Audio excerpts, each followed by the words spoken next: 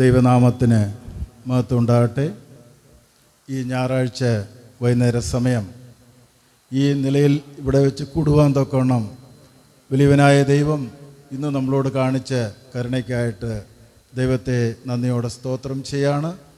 രാവിലത്തെ സമയം നാം ഏവരും അവരവരുടേതായ സഭകളിൽ വലിയവനായ കർത്താവിനെ ആരാധിക്കുവാനും മഹത്വപ്പെടുത്തുവാനും സ്തുതിക്കുവാനും എല്ലാം ദൈവം നമുക്കിടവരുത്തി. അതിനുശേഷം വൈകുന്നേരം ഇങ്ങനെ ഒരു കൂടിവരവിൽ നമുക്ക് കടന്നു വരുവാൻ ദൈവം അനുകൂലമായ എല്ലാ സാഹചര്യങ്ങളും തന്നതെ ഓർത്ത് ദൈവത്തെ നന്ദിയോടെ സ്തോത്രം ചെയ്യുകയാണ്. കടന്നു വന്ന എല്ലാ പ്രിയപ്പെട്ടവരെയും ദൈവനാമത്തിൽ ഞങ്ങൾ സ്വാഗതം ചെയ്യുന്നു. ട്രിവാൻഡ്രം ബ്രദറൻ ഫെലോഷിപ്പിൻ്റെ ഈ ഒരു മിനിസ്ട്രി ദൈവം ധാരാളമായിട്ട് അനുഗ്രഹിച്ചുകൊണ്ടിരിക്കുന്നു. ഈ മിനിസ്ട്രി ഓർത്ത് പ്രാർത്ഥിക്കുന്ന നിങ്ങൾക്കേവർക്കും ദൈവനാമത്തിൽ ഞങ്ങളുടെ നന്ദിയെയും സ്നേഹത്തെയും ഈ സമയത്ത് ഞങ്ങൾ അറിയിക്കുകയാണ്. മാത്രമല്ല, നമ്മുടെ ഇടയിൽ ഇന്ന് വചനം സംസാരിക്കുവാൻ കടന്നു വന്നിരിക്കുന്ന ദേവദാസനെ ഒന്ന് പരിചയപ്പെടുത്തുവാൻ ഞാൻ ആഗ്രഹിക്കുകയാണ്. പ്രിയ സഹോദരൻ്റെ പേര് ജോജോ പി ജോസഫ് അവറുകളാണ്. ആലുവയിൽ അനേക വർഷങ്ങൾ കർത്താവിൻ്റെ വേല ചെയ്തുകൊണ്ടിരുന്നു. ഇപ്പോൾ ചില മാസങ്ങളായിട്ട് മലപ്പുറയിലുള്ള സ്ഥലം സഭയോട് ചേർന്ന് കർത്താവിനെ ആരാധിച്ചുകൊണ്ടിരിക്കുന്നു. ഞങ്ങളുടെ ക്ഷണം സ്വീകരിച്ച് വന്ന് ഇവിടെ കടന്നു വന്ന ദേവദാസനെ ഞങ്ങൾ സ്വാഗതം ചെയ്യുകയാണ്. അതുപോലെ മനോഹരമായ പാട്ടുകൾ പാടുവാൻ തക്കോണം പ്രിയപ്പെട്ടവരെ ദൈവം ഇന്ന് നമ്മുടെ മധ്യയെ കൊണ്ടുവന്നിട്ടുണ്ട്. സഹോദരൻ സന്തോഷ് മാത്യു കൊട്ടാരക്കര, അതുപോലെ ഫേബ ജോയ് പുലാനിയുള്ള അസംബ്ലി, പ്രിയപ്പെട്ടവർ ഓരോ പാട്ടുകൾ പാടി നമ്മളെ സഹായിക്കുന്നതായിരിക്കും. മാത്രമല്ല 2 പാട്ടുകളും കൂടിയുണ്ട്. അത് നാം ഏവരും കൈയടിച്ച് പാടുവാനാണ് നാം ആഗ്രഹിക്കുന്നത്. നാം ദൈവസന്നിധിയിലായിരിക്കുന്ന ആ ബോധത്തോടെ നമുക്ക് ദൈവസന്നിധിയിലായിരിക്കാം. ഈ മീറ്റിങ്ങിൻ്റെ അനുഗ്രഹത്തിനായിട്ട് കൊട്ടാരക്കരയിൽ നിന്ന് കടന്നു വന്ന പ്രിയ സഹോദരൻ റീഗൻ റെജി നമ്മളോട് പ്രാർത്ഥിക്കുന്നതായിരിക്കും. അതിനുശേഷം നമുക്ക് മീറ്റിംഗ് നമുക്ക് തുടങ്ങാം. ദൈവനാമം വാഴ്ത്തപ്പെടുമാറാകട്ടെ. ആമേൻ.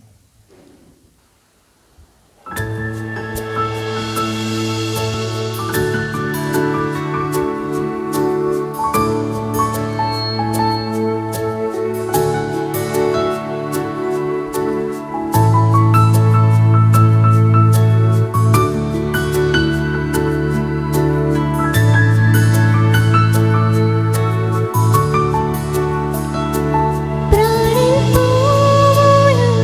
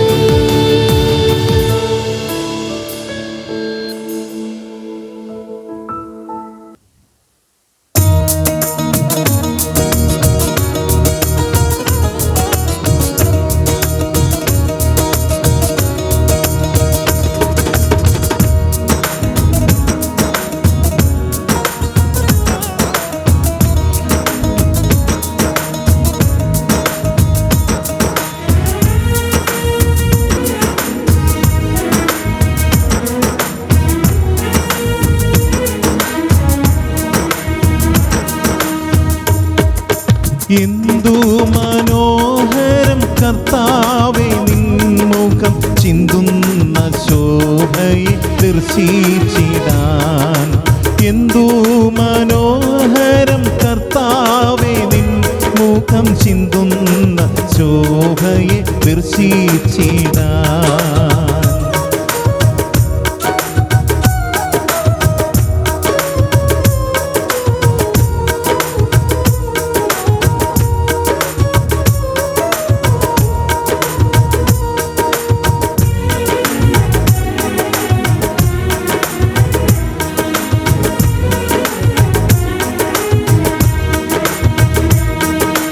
നിൻമുഖ കാന്തിയെ കണ്ടവരെല്ലാരും തൊൽപാദം തന്നിൽ പണിഞ്ഞിടുന്നു.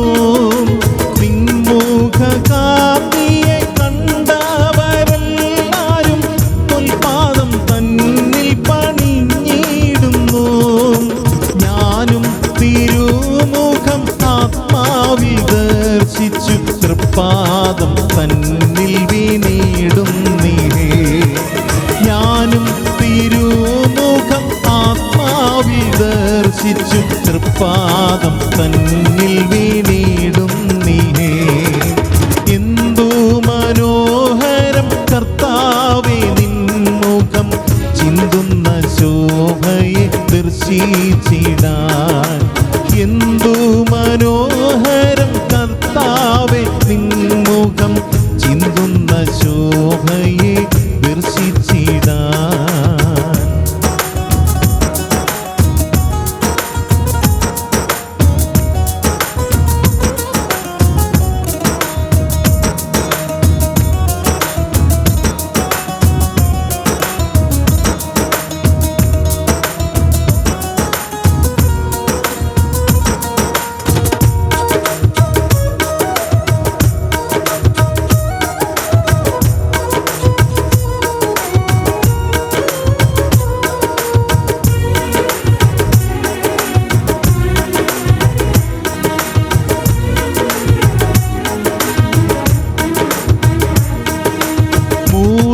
തൈലം പൊഴിക്കുന്ന നിൻ വാക്കുകൾ എത്ര സുരഭില ആശിസ്സുകൾ.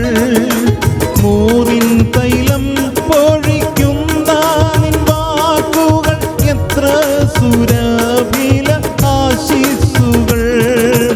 അത്രമേലൻ മനം സീതമാക്കിയിടുവാൻ തത്തുല്യ വാക്കുകൾ ഇല്ലേഹത്തിൽ. അത്രമേലൻ മനം സീതമാക്കിയിടുവാൻ തത്തുല്യ വാക്കുകൾ ഇല്ലേഹത്തിൽ. എന്തു മനോഹരം കർത്താവേ നിൻമുഖം ചിന്തുന്ന ശോഭയെ ദർശിച്ചിടാൻ. എന്തു മനോഹരം കർത്താവേ നിൻമുഖം ചിന്തുന്ന ശോഭയെ ദർശിച്ചിടാൻ.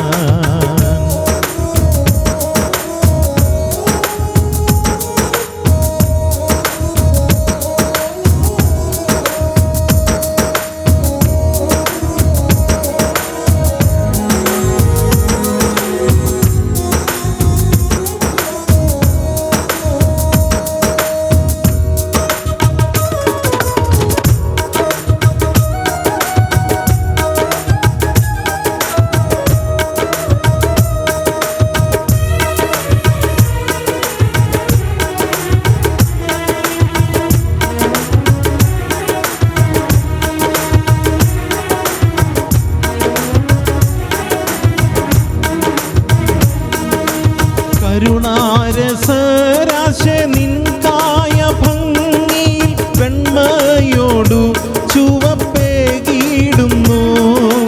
കരുണാരസരാശ നിൻ കായ ഭംഗിയിൽ വെണ്മയോടു ചുവപ്പേകിടുന്നു. സൂര്യകാന്തത്തോട് പത്മരാഗം ചേർന്ന ഉജ്ജ്വല തേജസം മൂർത്തിഭാവം. സൂര്യകാന്തത്തോട് പത്മരാഗം ചേർന്ന ഉജ്ജ്വല തേജസം മൂർത്തിഭാവം. എന്തു മനോഹരം കർത്താവേ നിൻമുഖം ചിന്തുന്ന ശോഭയെ ദർശിച്ചിടാൻ. എന്തു മനോഹരം കർത്താവേ നിൻമുഖം ചിന്തുന്ന ശോഭയെ ദർശിച്ചിടാൻ. കടന്നു വന്ന വളരെ അനുഗ്രഹിക്കപ്പെട്ട പാട്ടുകൾ പാടി നമ്മുടെ കർത്താവിനെ ഉയർത്തുവാൻ തൊക്കണം. ആ പൊന്നുനാമത്തെ നമ്മുടെ ജീവിതത്തിൽ ഒരു പ്രാവശ്യം കൂടി പാടി സ്തുതിക്കുവാൻ തൊക്കണം. ദൈവം നമ്മളോട് ഇന്നും കരുണ കാണിച്ചു. അതിനായിട്ട് ദൈവത്തെ നന്ദിയോടെ സ്തോത്രം ചെയ്യാണ്. മനോഹരമായ പാട്ടുകൾ പാടി നമ്മളെ സഹായിച്ച പ്രിയ സന്തോഷ് സഹോദരനോടും അതുപോലെ പ്രിയ മകൾ ഫേബയോടും ഞങ്ങളുടെ മിനിസ്ട്രിയുടെ നാമത്തിൽ ഞങ്ങളുടെ നന്ദി അറിയിച്ചുകൊള്ളുകയാണ്. ഇപ്പോൾ നാം വനത്തിൻ്റെ മുൻപായി ഇരിക്കുവാനുള്ള സമയമാണ്. പ്രിയ കർത്തൃദാസൻ ജോജോ പി ജോസഫ് അവറുകൾ ദൈവത്തിൻ്റെ വചനമായിട്ട് നമ്മുടെ മധ്യേ കടന്നു വന്നിട്ടുണ്ട്. ഒരു പ്രാവശ്യം കൂടി പ്രിയ കർത്തൃദാസനെ ഞങ്ങൾ സ്വാഗതം ചെയ്യുന്നു. ദൈവനാമത്തിന് മഹത്വം ഉണ്ടാകട്ടെ. ഈ സായം സന്ധ്യയിൽ ഈ ടവർ ശാലേമിൽ ഉള്ള ഈ ഫെലോഷിപ്പിൽ കടന്നു വരുവാൻ സ്വർഗത്തിലെ ദൈവം ഒരവസരം എനിക്ക് ലഭ്യമാക്കിയതിനെ ഓർത്ത് ഞാൻ ദൈവത്തെ സ്തുതിക്കുകയാണ്, സ്തോത്രം ചെയ്യുകയാണ്. ഇവിടെ ഇരിക്കുന്നവരിൽ പലർക്കും എന്നെ മുൻപരിചയമില്ല എന്നെനിക്ക് തന്നെ അറിയാം. എന്നാൽ ചില പ്രിയപ്പെട്ടവർക്ക് എന്നെ പരിചയമുണ്ട്. എൻ്റെ പേര് നിങ്ങൾ കേട്ടതുപോലെ ജോജോ പി ജോസഫ്. എൻ്റെ സ്വദേശം കണ്ണൂരിലാണ്. കണ്ണൂരിൽ നിന്നും 1980കളിൽ മാതാപിതാക്കൾ രക്ഷയുടെ അനുഭവത്തിലേക്ക് കടന്നു വരുവാനായിട്ട് ഇടയായി. സുവിശേഷത്തിൻ്റെ അല്ലെങ്കിൽ ഒരു കരിസ്മാറ്റിക് മൂവ്മെൻറ്റിൻ്റെ ഭാഗമായി ആഗോള തലത്തിലുണ്ടായ ഒരു റിവൈവൽ ഞങ്ങളുടെ മലബാറിലും അതൊരു കടൽ തിര പോലെ അടിക്കുവാനായിട്ടിടയായി. അതിലനേകരെ ദൈവം എടുത്തുപയോഗിച്ചിട്ടുണ്ട്.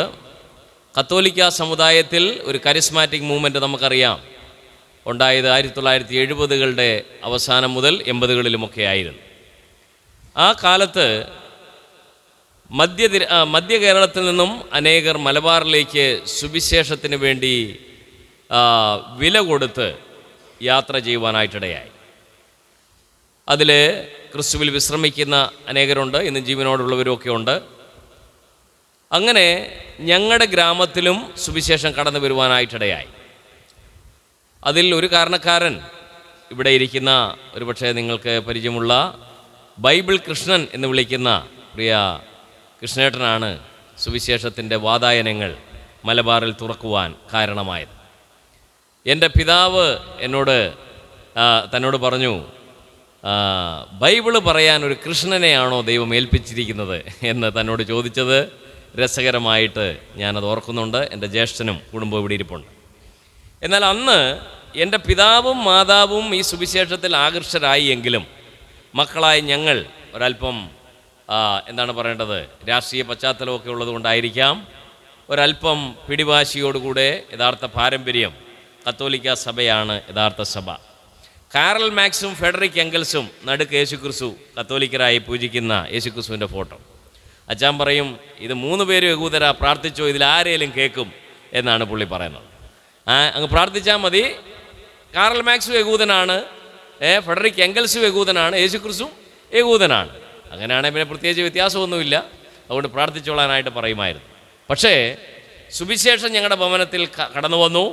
ക്രിസ്തുവിൽ വിശ്രമിക്കുന്ന ഡോക്ടർ പൗലോസുടിയൻ, കുഞ്ഞുമോൻ തോട്ടപ്പള്ളി, അതുപോലെ തന്നെ അതിനൊക്കെ കാരണക്കാരനായത് കൃഷ്ണേട്ടനാണ് എന്ന് നന്ദിയോടെ ഞങ്ങൾ ഓർക്കുകയാണ്. ഞങ്ങളൊക്കെ ചെറുപ്പം മുതലേ ഈ രാഷ്ട്രീയ പശ്ചാത്തലത്തിൽ ഈങ്കുല സിന്താബ എന്ന് വിളിച്ച് മുന്നോട്ട് പോയവരാണ്. എൻ്റെ ജ്യേഷ്ഠനും എൻ്റെ നേരെ മൂത്ത ജ്യേഷ്ഠൻ ബിജുവുമൊക്കെ പാർട്ടിക്ക് വേണ്ടി അഹോരാത്രം അധ്വാനിച്ചവരാണ്. ഞാൻ ഓർക്കുന്നുണ്ട്, മലബാറിൽ ഈ പന്തം കൊളുത്തി പ്രകടനം എന്ന് പറഞ്ഞൊരു പ്രകടനം, അത് നല്ല രസമാണ്. അത് ഈ പപ്പായ കപ്പളത്തിൻ്റെ തണ്ട് പൊട്ടിച്ചു കൊണ്ടുവന്ന് അതിനകത്ത് മണ്ണെണ്ണ ഒഴിക്കും.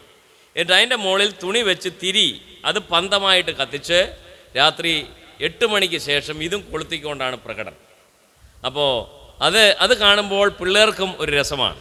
എൻ്റെ ജ്യേഷ്ഠനും എൻ്റെ പെങ്ങളും, ചിലപ്പോൾ ആൾ തീരെ കുറവായിരിക്കും, അച്ഛനും അമ്മയും ജ്യേഷ്ഠനും പെങ്ങളുവേ കാണത്തുള്ള ജാഥയിൽ ഈങ്കുല സിന്താബ എന്ന് എന്തിനാണെന്നറിയത്തില്ല ഇങ്ങനെ വിളിച്ചു പോകുന്നത് എൻ്റെ ചെറിയ മനസ്സിൽ ഇപ്പോഴും അത് പതിഞ്ഞിട്ടുണ്ട്. പ്രിയരെ, അപ്പോൾ തന്നെ സമാധാനമില്ലാത്ത ഒരു കുടുംബജീവിതമായിരുന്നു.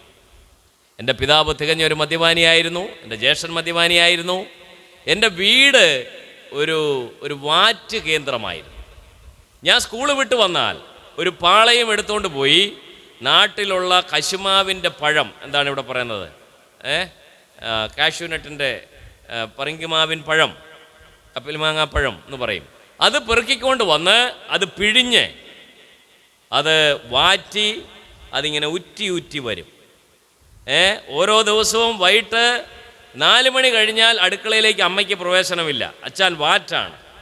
ആ വാറ്റി വരുന്ന ദ്രാവകം അച്ഛനെ ആ നീരാവി അതിൻ്റെ അത് വന്ന് കയ്യിൽ തൊട്ടിട്ട് മണ്ണെണ്ണ വിളക്കിൽ കാണിക്കും. കരണ്ടില്ല. മണ്ണെണ്ണ വിളക്കിൽ കാണിക്കുമ്പോൾ വിരൽ പന്തം പോലെ കത്തും. എന്നാൽ വിരലിന് ചൂട് ഏക്കത്തുമില്ല. എന്നതായി കത്തുന്നത്? സ്പിരിറ്റാണ് കത്തുന്നത്. അപ്പോൾ അന്നേരം പറയും, ഇത് പരുവായിട്ടുണ്ട്, മുക്കി കൊടുത്തോളാൻ പറയും. അപ്പോൾ ജനലിനിടയ്ക്കൂടെ പാർട്ടിക്കാർ വരും, മുക്കിക്കൊടുക്കും. അമ്മ കാശ് മേടിക്കും, പെങ്ങൾ കാശ് മേടിക്കും. അതിൻ്റെ ഇടയിൽ കൂടെ കുറച്ച് കാശുമായിട്ട് ഞാൻ അങ്ങോട്ട് പോകും. ഇടയ്ക്ക് ഗ്ലാസ് മുക്കി ഒരു ഗ്ലാസ് ഞാൻ കുടിക്കും. ഇങ്ങനെയുള്ളൊരു കുടുംബജീവിതത്തിൽ സുവിശേഷം വരുത്തിയ പരിവർത്തനം വർണ്ണനാതീതമാണ്. ഇത് ഞാൻ പറഞ്ഞപ്പോൾ അല്പം രസകരമായിട്ടൊക്കെ പറഞ്ഞെങ്കിലും പ്രിയമുള്ളവരെ, അത്ര വല്ലാത്ത പ്രയാസത്തിലൂടെ പോയൊരു കുടുംബം. എൻ്റെ മാതാവിനെ വളരെയധികം പീഡിപ്പിക്കുന്ന ഒരു പിതാവ്, മദ്യപാനിയായ പിതാവ് കയറി വരുമ്പോൾ ഭയപ്പാടോടുകൂടെ ഞങ്ങൾ മക്കൾ 5 പേര് പേടിച്ച് നിൽക്കുകയാണ്. അപ്പോഴും മക്കളോട് പിതാവിന് സ്നേഹമുണ്ട്. പിതാവ് ഇതിൻ്റെ ലഹരി പറ്റാഞ്ഞിട്ട് വേറെ സ്ഥലത്തു നിന്ന് ലഹരി കൂടിയത് അടിച്ചിട്ടാണ് വരുന്നത്. ചില ദിവസം താൻ വീട്ടിൽ വരാറില്ല. ഈ പഴംപൊരിയോ ബോണ്ടയോ ഒക്കെ മേടിച്ച് തൻ്റെ കക്ഷത്തിൽ കാണും മക്കൾക്ക് കൊടുക്കാൻ. പക്ഷേ അത് വീട്ടിലെത്താറില്ല. ഞാനും എൻ്റെ അനിയൻ ഷാജിയും കൂടെ അപ്പരെന്തെങ്കിലും ഈ എണ്ണപ്പലകാരവുമായിട്ട് വരുന്നത് നോക്കി നിൽക്കും. പക്ഷേ രാത്രി ഉറക്കം വന്നാലും അദ്ദേഹത്തെ കാണത്തില്ല. പുള്ളി ഏതോ വഴിയിൽ ഏതോ കാട്ടിൽ വീണ് കിടക്കുകയാണ്. നേരം വെളുത്ത് ബോധം വന്നു കഴിയുമ്പോൾ താൻ വീട്ടിൽ വരും. അപ്പോൾ ആരോ പറയും ഇന്നടത്താണ്. അപ്പം ഞാനും ഷാജിയും കൂടെ ഓടിപ്പോകുമ്പോൾ തൻ്റെ കയ്യിലുള്ള പഴംപൊരിയുടെയും ബോണ്ടയുടെയും പകുതി ഏതെങ്കിലും ജീവികൾ തിന്ന് പകുതി അവിടെ കിടക്കുന്നത് കാണും. അപ്പം അത് കാണുമ്പോൾ എൻ്റെ കണ്ണ് നിറയും. ഇത് ഇന്നലെ ഞാൻ കഴിക്കേണ്ടതായിരുന്നല്ലോ എന്നുള്ള ചിന്ത എന്നെ ഭരിച്ചിട്ടുണ്ട്. അത് വീട്ടിൽ വരാതെ പോകും. പിന്നെ എൻ്റെ മാതാവ് ഓല മെടഞ്ഞാണ് ഞങ്ങളെ പഠിപ്പിച്ചത്. സ്കൂളിൽ നോട്ട് ബുക്ക് ഇല്ല, ഡെസ്കേ കയറ്റി നിർത്തും. അപ്പം പിറ്റേ ദിവസം അമ്മ എന്തു ചെയ്യും? സ്കൂളിൽ കഞ്ഞി കിട്ടും. ഈ ചോറ്റുപാത്രത്തിനകത്ത് കോഴിമുട്ട ഇട്ട് ആ കോഴിമുട്ടയുമായിട്ടാണ് ഞങ്ങൾ സ്കൂളിൽ പോകുന്നത്. ആ കോഴിമുട്ട കൊണ്ടുപോയി സ്കൂളിനടുത്തുള്ള കടയിൽ കൊടുത്തിട്ട് പറയും ഇതിനുള്ള നോട്ട് ബുക്ക് തരാനായിട്ട് പറയും. ഒരു മുട്ടയ്ക്ക് എത്രയാണെന്നോ എത്രയാ വില ഒന്നും ചോദിക്കാറില്ല. ഈ കോഴിമുട്ട കൊടുത്തിട്ട് പറയും ഇതിനുള്ള നോട്ട് ബുക്ക് ഞങ്ങൾക്ക് തരണം. അപ്പോൾ അത്രയും കോഴിമുട്ട അദ്ദേഹം മേടിച്ചിട്ട് പറയും പകുതി നോട്ട് ബുക്കിനുള്ള മുട്ടയേ ഇതുള്ളൂ, പക്ഷേ എങ്കിലും നീ ഒരെണ്ണം ഫുള്ളായിട്ട് കൊണ്ടുപോയിക്കൊള്ളാൻ പറഞ്ഞ് അങ്ങനെ പഠിച്ചു വന്നതാണ് ഞങ്ങൾ. പ്രിയമുള്ളവരെ, ഞാൻ പറഞ്ഞത് ഒരു നല്ല പാത്രത്തിൽ ഭക്ഷണം കഴിച്ചത് ഈ ബൈബിൾ കൃഷ്ണൻ കൊണ്ടുവന്ന ഒരു നല്ല ഗ്ലാസ് പാത്രം. അത് ഇന്നും എൻ്റെ മനസ്സിലുണ്ട്. തന്നെ ഇരുത്തിക്കൊണ്ട് ഇതൊക്കെ പറയുന്നത് ശരിയല്ലെങ്കിലും പറയാതെ വയ്യ. ഒരു നല്ല എന്താണ് പറയേണ്ടത്, ഈ കോപ്പ പോലത്തെ നമ്മുടെ എന്താ പറയേണ്ടത് ആ ടൈപ്പ് പാത്രത്തിലാണ് ഭക്ഷണം കഴിച്ചത്. ഞങ്ങൾ അലൂമിനിയം പാത്രമാണ് കൂടുതലും. അച്ഛൻ എടുത്തെറിഞ്ഞാലും ചളുങ്ങുകയുള്ളൂ, പൊട്ടുകയില്ല. അതുകൊണ്ട് അങ്ങനത്തതായിരുന്നു അമ്മ കൂടുതലായിട്ട് മേടിച്ചുകൊണ്ടിരുന്നത്. ചോറ് വെക്കും. അച്ഛൻ അല്പം അസ്വസ്ഥനാണെങ്കിൽ ആ ചോറും കലം എടുത്ത് ഉടയ്ക്കുമായിരുന്നു. അപ്പം ഞാൻ ഓർക്കും, ആ ചോറും കലം മുറ്റത്ത് കൊണ്ട് ഉടച്ചാലും അമ്മ പോയി അതിൻ്റെ മുകളിലത്തെ ചോറ് അച്ഛന് തന്നെ കൊടുക്കും. രണ്ടാമത്തത് മൂത്ത ചേട്ടന് കൊടുക്കും. മൂന്നാമത്തെ ലെയറ് അടുത്ത മക്കൾക്ക് കൊടുക്കും. ഏറ്റവും അവസാനം മണ്ണിനോട് ചേർന്നുള്ള ആ ചോറ് അമ്മ വെള്ളത്തിലെടുത്ത് അരിച്ചരിച്ച് അമ്മ കഴിക്കുന്നത് ഞാൻ കണ്ടിട്ടുണ്ട്. പ്രിയമുള്ളവരെ, അങ്ങനെയുള്ള കുടുംബത്തിൽ സുവിശേഷം മാനസാന്തരത്തിൻ്റെ വിത്ത് പാകി.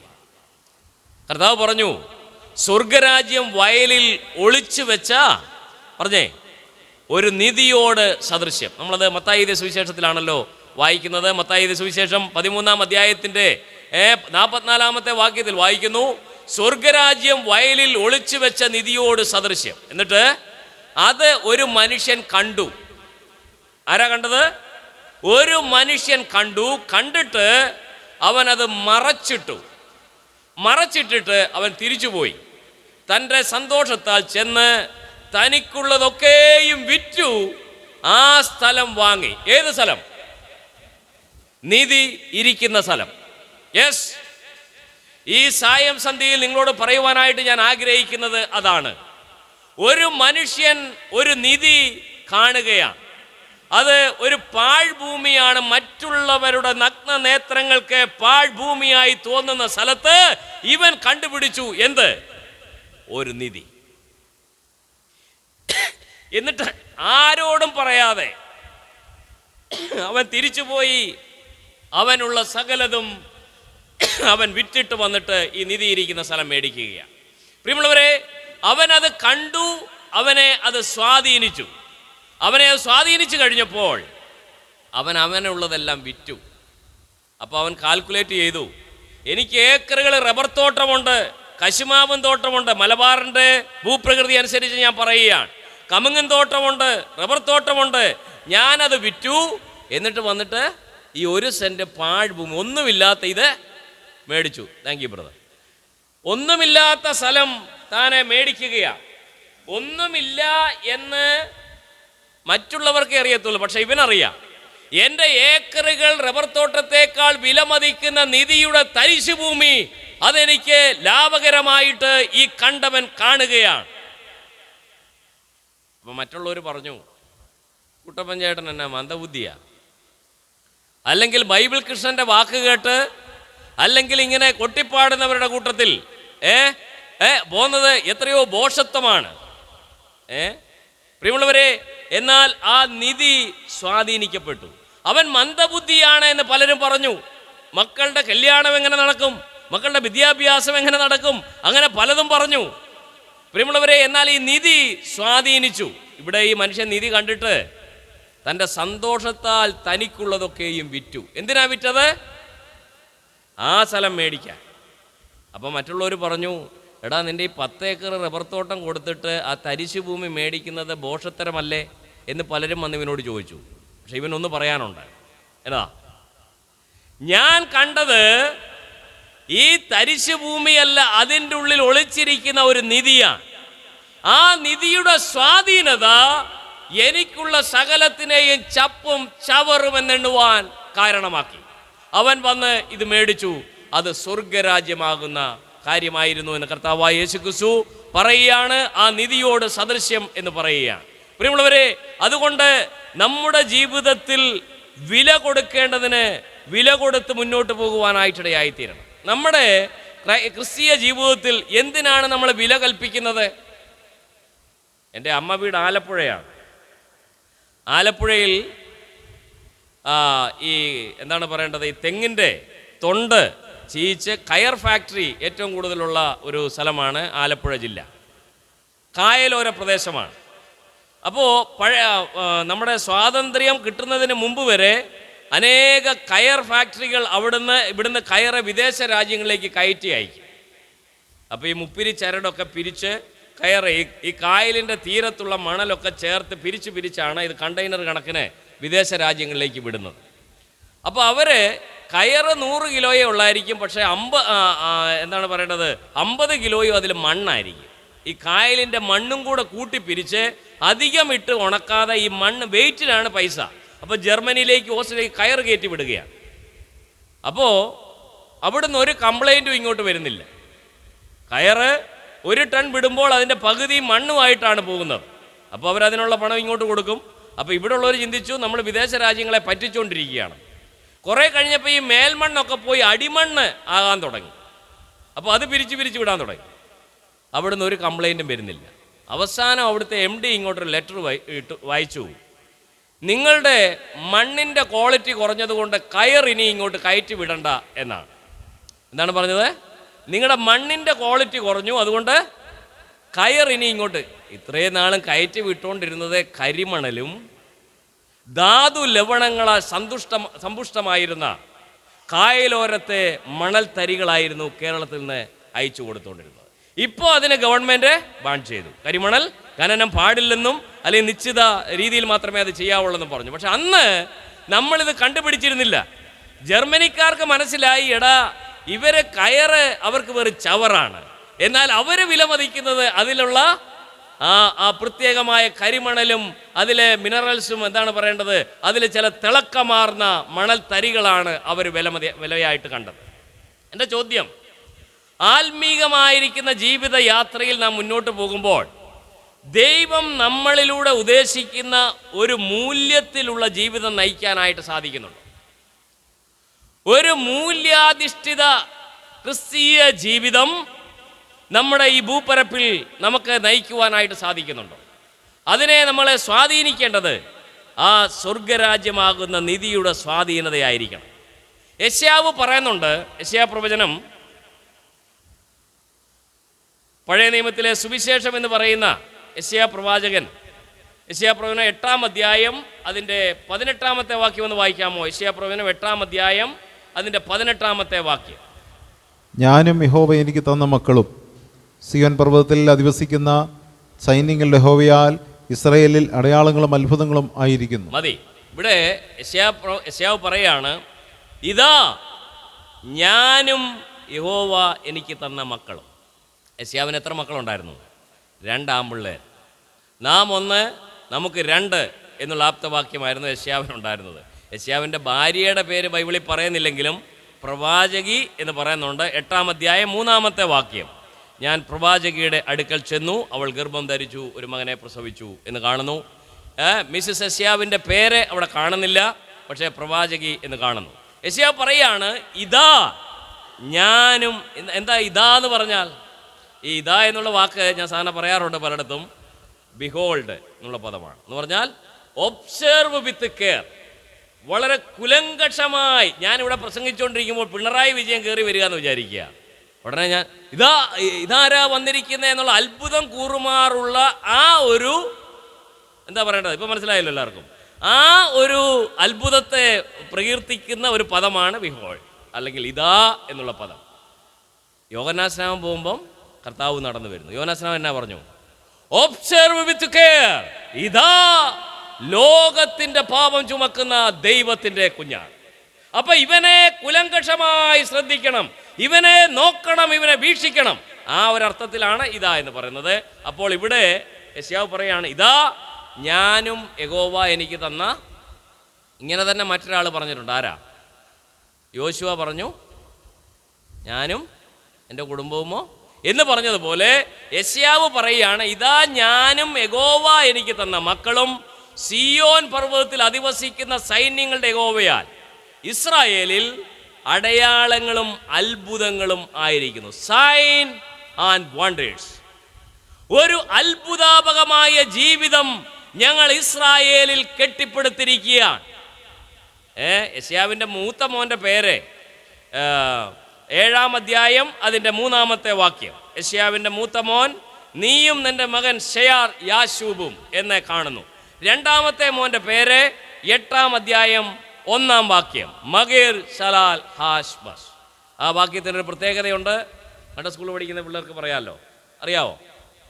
ഏറ്റവും ചെറിയ പേര്, വലിയ പേരാ, ശരി, ഏറ്റവും വലിയ പേര് യെശയ്യാവിന് 2 ആൺപിള്ളേർ, ഭാര്യ പ്രവാചകി. ആ വാക്യത്തിൽ തന്നെ 3-ാം വാക്യത്തിൽ, ഞാനും യഹോവ എനിക്ക് തന്ന മക്കളും സൈന്യങ്ങളുടെ യഹോവയാൽ ഇസ്രായേലിൽ അത്ഭുതവും അടയാളവുമായിരിക്കുന്നു.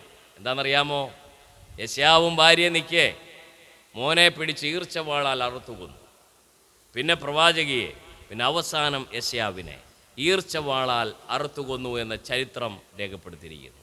അതുകൊണ്ടാണ് യെശയ്യാവ് ഒരു പ്രവചന സൂക്തമായിട്ട് പറഞ്ഞത്, ഞങ്ങൾ സൈൻ ആൻഡ് വണ്ടേഴ്സ്, അത്ഭുതവും അടയാളവുമായി ഇസ്രായേലിൽ ഞങ്ങൾ നിലകൊണ്ടു എന്ന് യെശയ്യാവ് പറയുവാനായിട്ട് കാരണം അതാണ്. അതുകൊണ്ട് തന്നെ പ്രിയമുള്ളവരെ, എത്രയോ പഴയ നിയമത്തിലെ സുവിശേഷം എന്നുള്ള അർത്ഥത്തിൽ ഈ യെശയ്യാ പ്രവചനം അറിയപ്പെടുകയാണ്. അപ്പോൾ യഹോവയായ ദൈവത്താൽ അടയാളവും അത്ഭുതവുമായി ജീവിക്കുവാനായിട്ട് അവരെന്ത് ചെയ്തു? വില കൊടുത്ത് അവർ തൻ്റെ ഇടത്തോടുകൂടെ മുന്നോട്ട് വരുവാനായിട്ട് ഇടയായി തീർന്നു എന്നുള്ളതാണ് ഞാൻ നിങ്ങളെ ഓർപ്പിക്കുവാനായിട്ട് ആഗ്രഹിച്ചത്. ഞാൻ പറഞ്ഞു വന്നത്, നമ്മുടെയും ജീവിതത്തിൽ ഒരുപക്ഷെ നമ്മുടെ വിശ്വാസത്തെ ശോധന ചെയ്യുന്ന, വില കൽപ്പിക്കുന്ന ചില സാഹചര്യങ്ങൾ വരാനായിട്ട് സാധ്യതയുണ്ട്. അതിന് നാം എന്ത് ചെയ്യണം? അങ്ങനെയുള്ള ഘട്ടങ്ങൾ വരുമ്പോൾ ഒന്ന് ഷാർപ്പൺ ചെയ്ത് ഒന്നുകൂടെ കൂർമ്മതയുള്ളവരാക്കി നമ്മളെ ദൈവസന്നിധിയിൽ മുന്നോട്ട് പോകുവാനായിട്ട് സാഹചര്യം ഉണ്ടാകേണ്ടത് ആവശ്യമായ സംഗതിയാണ്. ഏലീശ ഒരു വാക്യം കൂടെ അതിനോട് ചേർത്ത് വായിക്കാം. 2 രാജാക്കന്മാരുടെ പുസ്തകം 6-ാം അധ്യായം അതിൻ്റെ 5-ാമത്തെ വാക്യം ഒന്ന് വായിച്ചേ. 2 രാജാക്കന്മാരുടെ പുസ്തകം 6-ാം അധ്യായം അതിൻ്റെ 5-ാമത്തെ വാക്യം. എന്നാൽ ഒരുത്തൻ ഒരു മരം മുറിക്കുമ്പോൾ കോടാലി ഊരി വെള്ളത്തിൽ വീണു. അയ്യോ കഷ്ടം, യജമാനെ അത് വായ്പ വാങ്ങിയതായിരുന്നു എന്നവൻ നിലവിളിച്ചു. മതി. ഇവിടെ ഏലീശായോട് പ്രവാചക ശിഷ്യന്മാർ വന്നിട്ട് നിലവിളിക്കുക. എന്താ പറയുന്നത്? എന്തിനാവും വന്നത്? മരം മുറിക്കാൻ വേണ്ടി വന്നതാണ്. മരം മുറിക്കാൻ വേണ്ടി വന്നപ്പോൾ കോടാലി എന്ത് ചെയ്തു?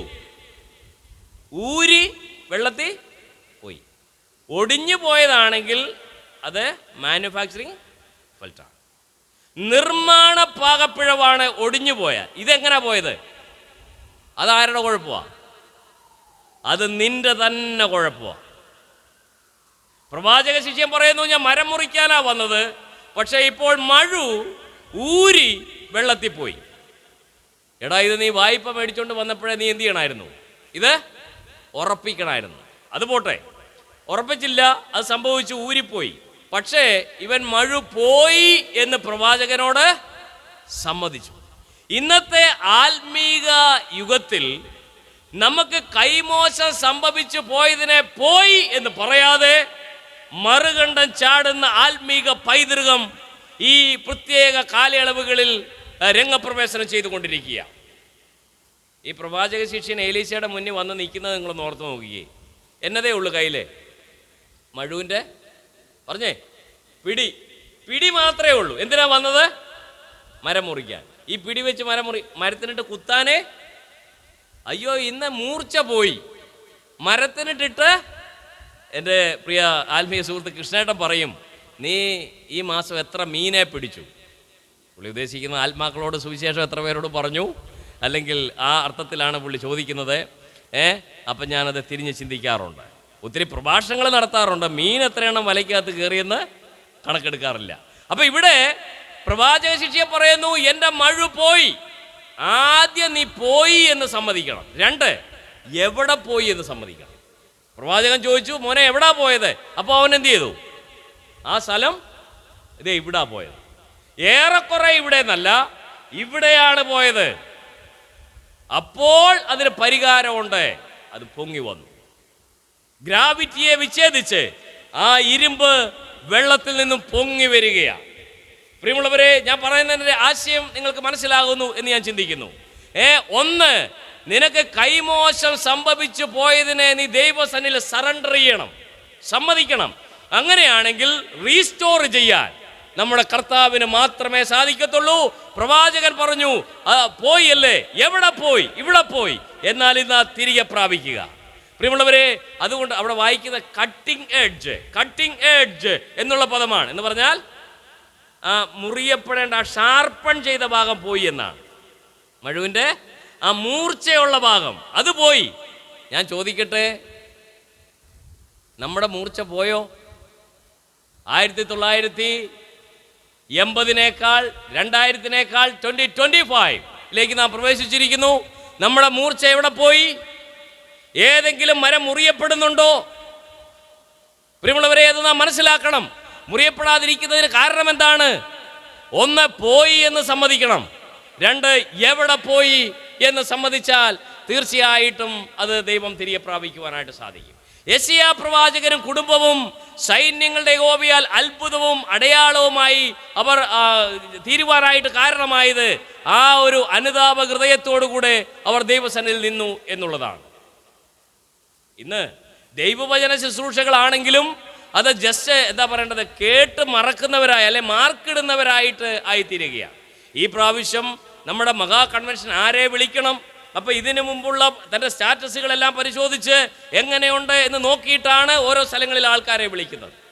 പ്രിയമുള്ളവരെ, എന്നാൽ അതല്ല വേണ്ടത്. അതിനോട് ചേർന്നൊരു വാക്യം കൂടെ വായിക്കാം. യെഹെസ്കേൽ പ്രവാചകന്റെ പുസ്തകം 33-ാം അധ്യായം. യെഹെസ്കേൽ പ്രവാചകന്റെ പുസ്തകം 33-ാം അധ്യായം 31 മുതൽ 33 വരെയുള്ള വാക്യങ്ങളൊന്ന് വായിച്ച് കേൾക്കാം. സംഘം കൂടി വരുന്നത് പോലെ അവർ നിന്റെ അടുക്കൽ വന്നു, എൻ്റെ ജനമായിട്ട് നിന്റെ മുമ്പിൽ ഇരുന്ന് നിന്റെ വചനങ്ങളെ കേൾക്കുന്നു. ശ്രദ്ധിക്കുക, സംഘം കൂടി വരുന്നത് പോലെ. യെഹെസ്കേൽ പ്രവാചക, ജനം നിന്റെ അടുക്കൽ വരുന്നത് സംഘം കൂടി വരുന്നത് പോലെ. അവിടെ സംഘം എന്ന് പറയുന്ന ക്ലബ്ബ് എന്നുള്ള പദത്തിലാണ്.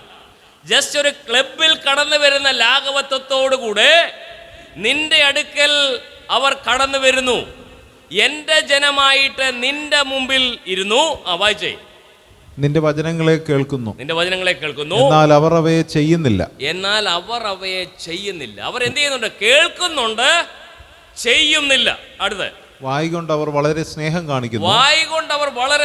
കാണിക്കുന്നു, ഹൃദയമോ ദുരാഗ്രഹത്തെ പിന്തുടരുന്നു. ഹൃദയത്തിന്റെ ഗതിവിഗതികളുടെ സ്പന്ദനം അടുത്തറിയുന്ന യഹോവയായ ദൈവം പറയുന്നു, അവരുടെ ഹൃദയത്തിന്റെ ഗതിയെ ഞാൻ സൂക്ഷ്മമായി നിരീക്ഷിക്കുമ്പോൾ അവർ മറ്റൊരു തലത്തിലാണ്. അവർ നിന്റെ മുമ്പിൽ ഇരിക്കുമ്പോൾ തന്നെ അവർ ദുരാഗ്രഹത്തെ പിന്തുടരുകയാണ്.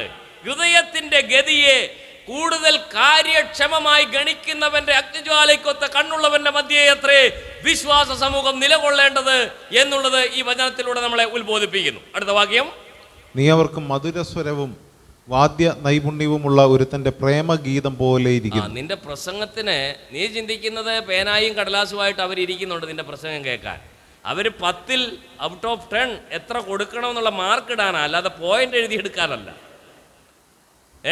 നിന്റെ പ്രസംഗം കേൾക്കാൻ വേണ്ടി അവരിയ്ക്കുന്നുണ്ട്.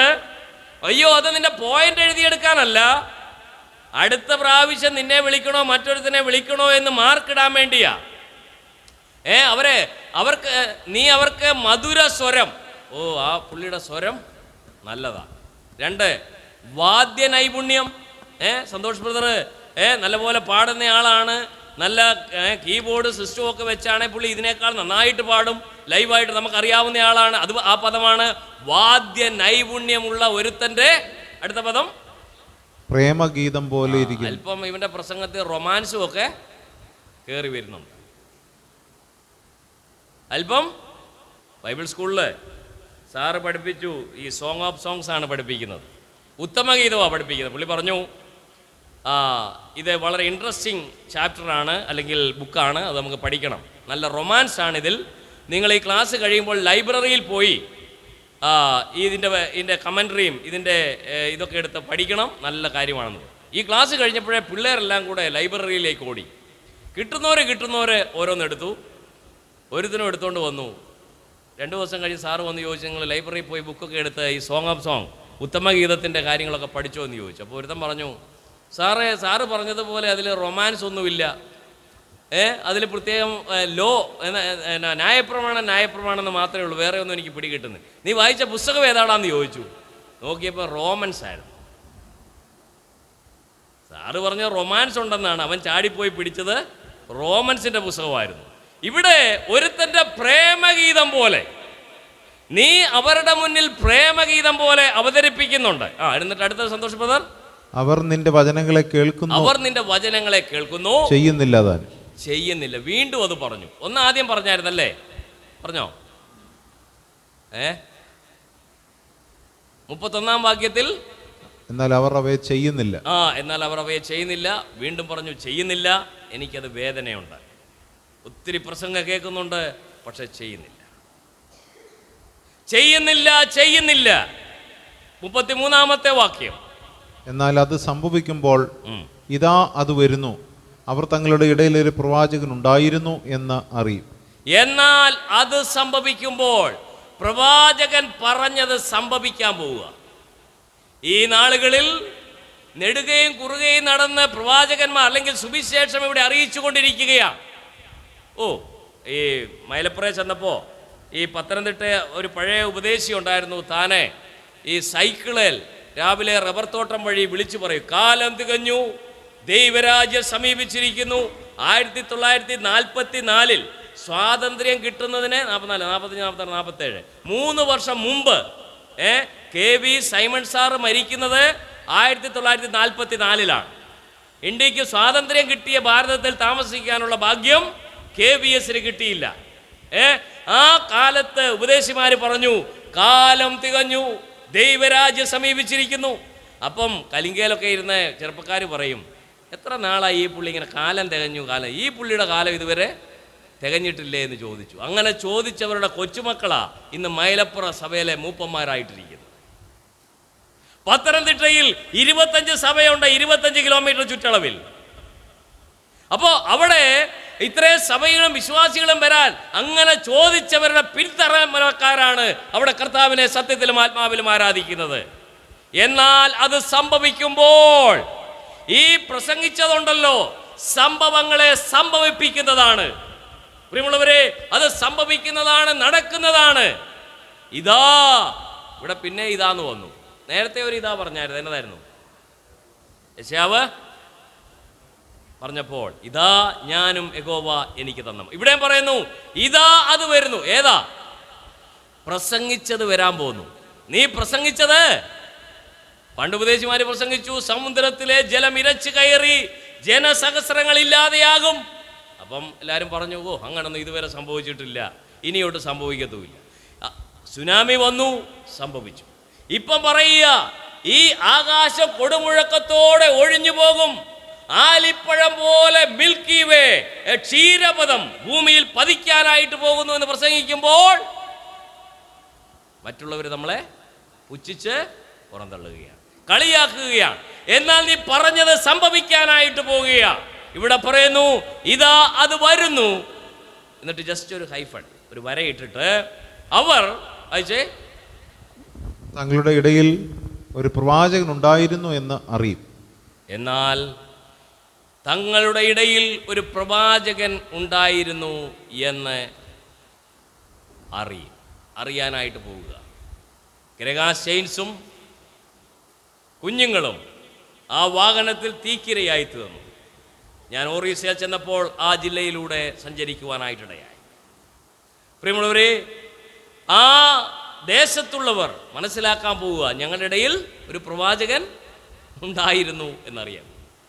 മാവോയിസ്റ്റുകളുടെ ഇടയിൽ പ്രവർത്തിച്ച സ്റ്റാൻ സ്വാമി, ഭാരതം കണ്ട അവസാനത്തെ രക്തസാക്ഷി, ഒരു 2 വർഷം മുമ്പ് അദ്ദേഹത്തെ ജയിലിൽ പിടിച്ചിട്ട് രോഗിയാക്കി കൊന്നു സ്റ്റാൻ സ്വാമിയെ. പ്രിയമുള്ളവരെ, കഴിഞ്ഞ 2 മാസം മുമ്പ് ഞാൻ ആന്ധ്രയുടെ, ഛത്തീസ്ഗഡിൻ്റെയും ആന്ധ്രയുടെയും ബോർഡറിലായിരുന്നു. നെക്സലൈറ്റുകളായിരിക്കുന്ന വിശ്വാസികൾ കൂടുന്ന ഒരു സഭയിൽ ഞാൻ കടന്നു ചെന്നു. ഒരുത്തൻ ഗണ്ണുമായിട്ട് നിൽക്കുക. നെക്സലൈറ്റുകളുടെ ഇടയിൽ നിന്ന് രക്ഷിക്കപ്പെട്ട ആളുകൾ മുന്നോട്ട് വരുന്നു. ഞങ്ങളുടെ ഇടയിൽ ഒരു പ്രവാചകൻ ഉണ്ടായിരുന്നു എന്ന് അവർ അറിയും.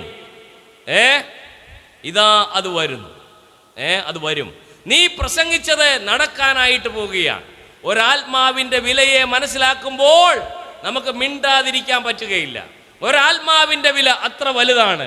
അതുകൊണ്ടാണ് യെശയ്യാവ് തൻ്റെ കുടുംബത്തെ ഹോമിച്ച് ഇസ്രായേലിൽ സൈൻ ആൻഡ് വണ്ടേഴ്സ്, അത്ഭുതവും അടയാളവുമായി തീരുവാനായിട്ട് ഇടയായി തീർന്നത്. ഒരു പാപി മാനസാന്തരപ്പെടുമ്പോൾ, അല്ലെങ്കിൽ ഈ നിധി കണ്ടുപിടിക്കുമ്പോൾ, ആ സ്വർഗരാജ്യമാകുന്ന നിധി കണ്ടുപിടിക്കുമ്പോൾ സ്വർഗത്തിൽ എന്ത് സന്തോഷമാണെന്നറിയാവോ? ലൂക്കോസ് എഴുതിയ സുവിശേഷം 15-ാം അധ്യായം 10-ാമത്തെ വാക്യം ഒന്ന് വായിച്ചേ. ലൂക്കോസ് എഴുതിയ സുവിശേഷം 15-ാം അധ്യായം 10-ാമത്തെ വാക്യം.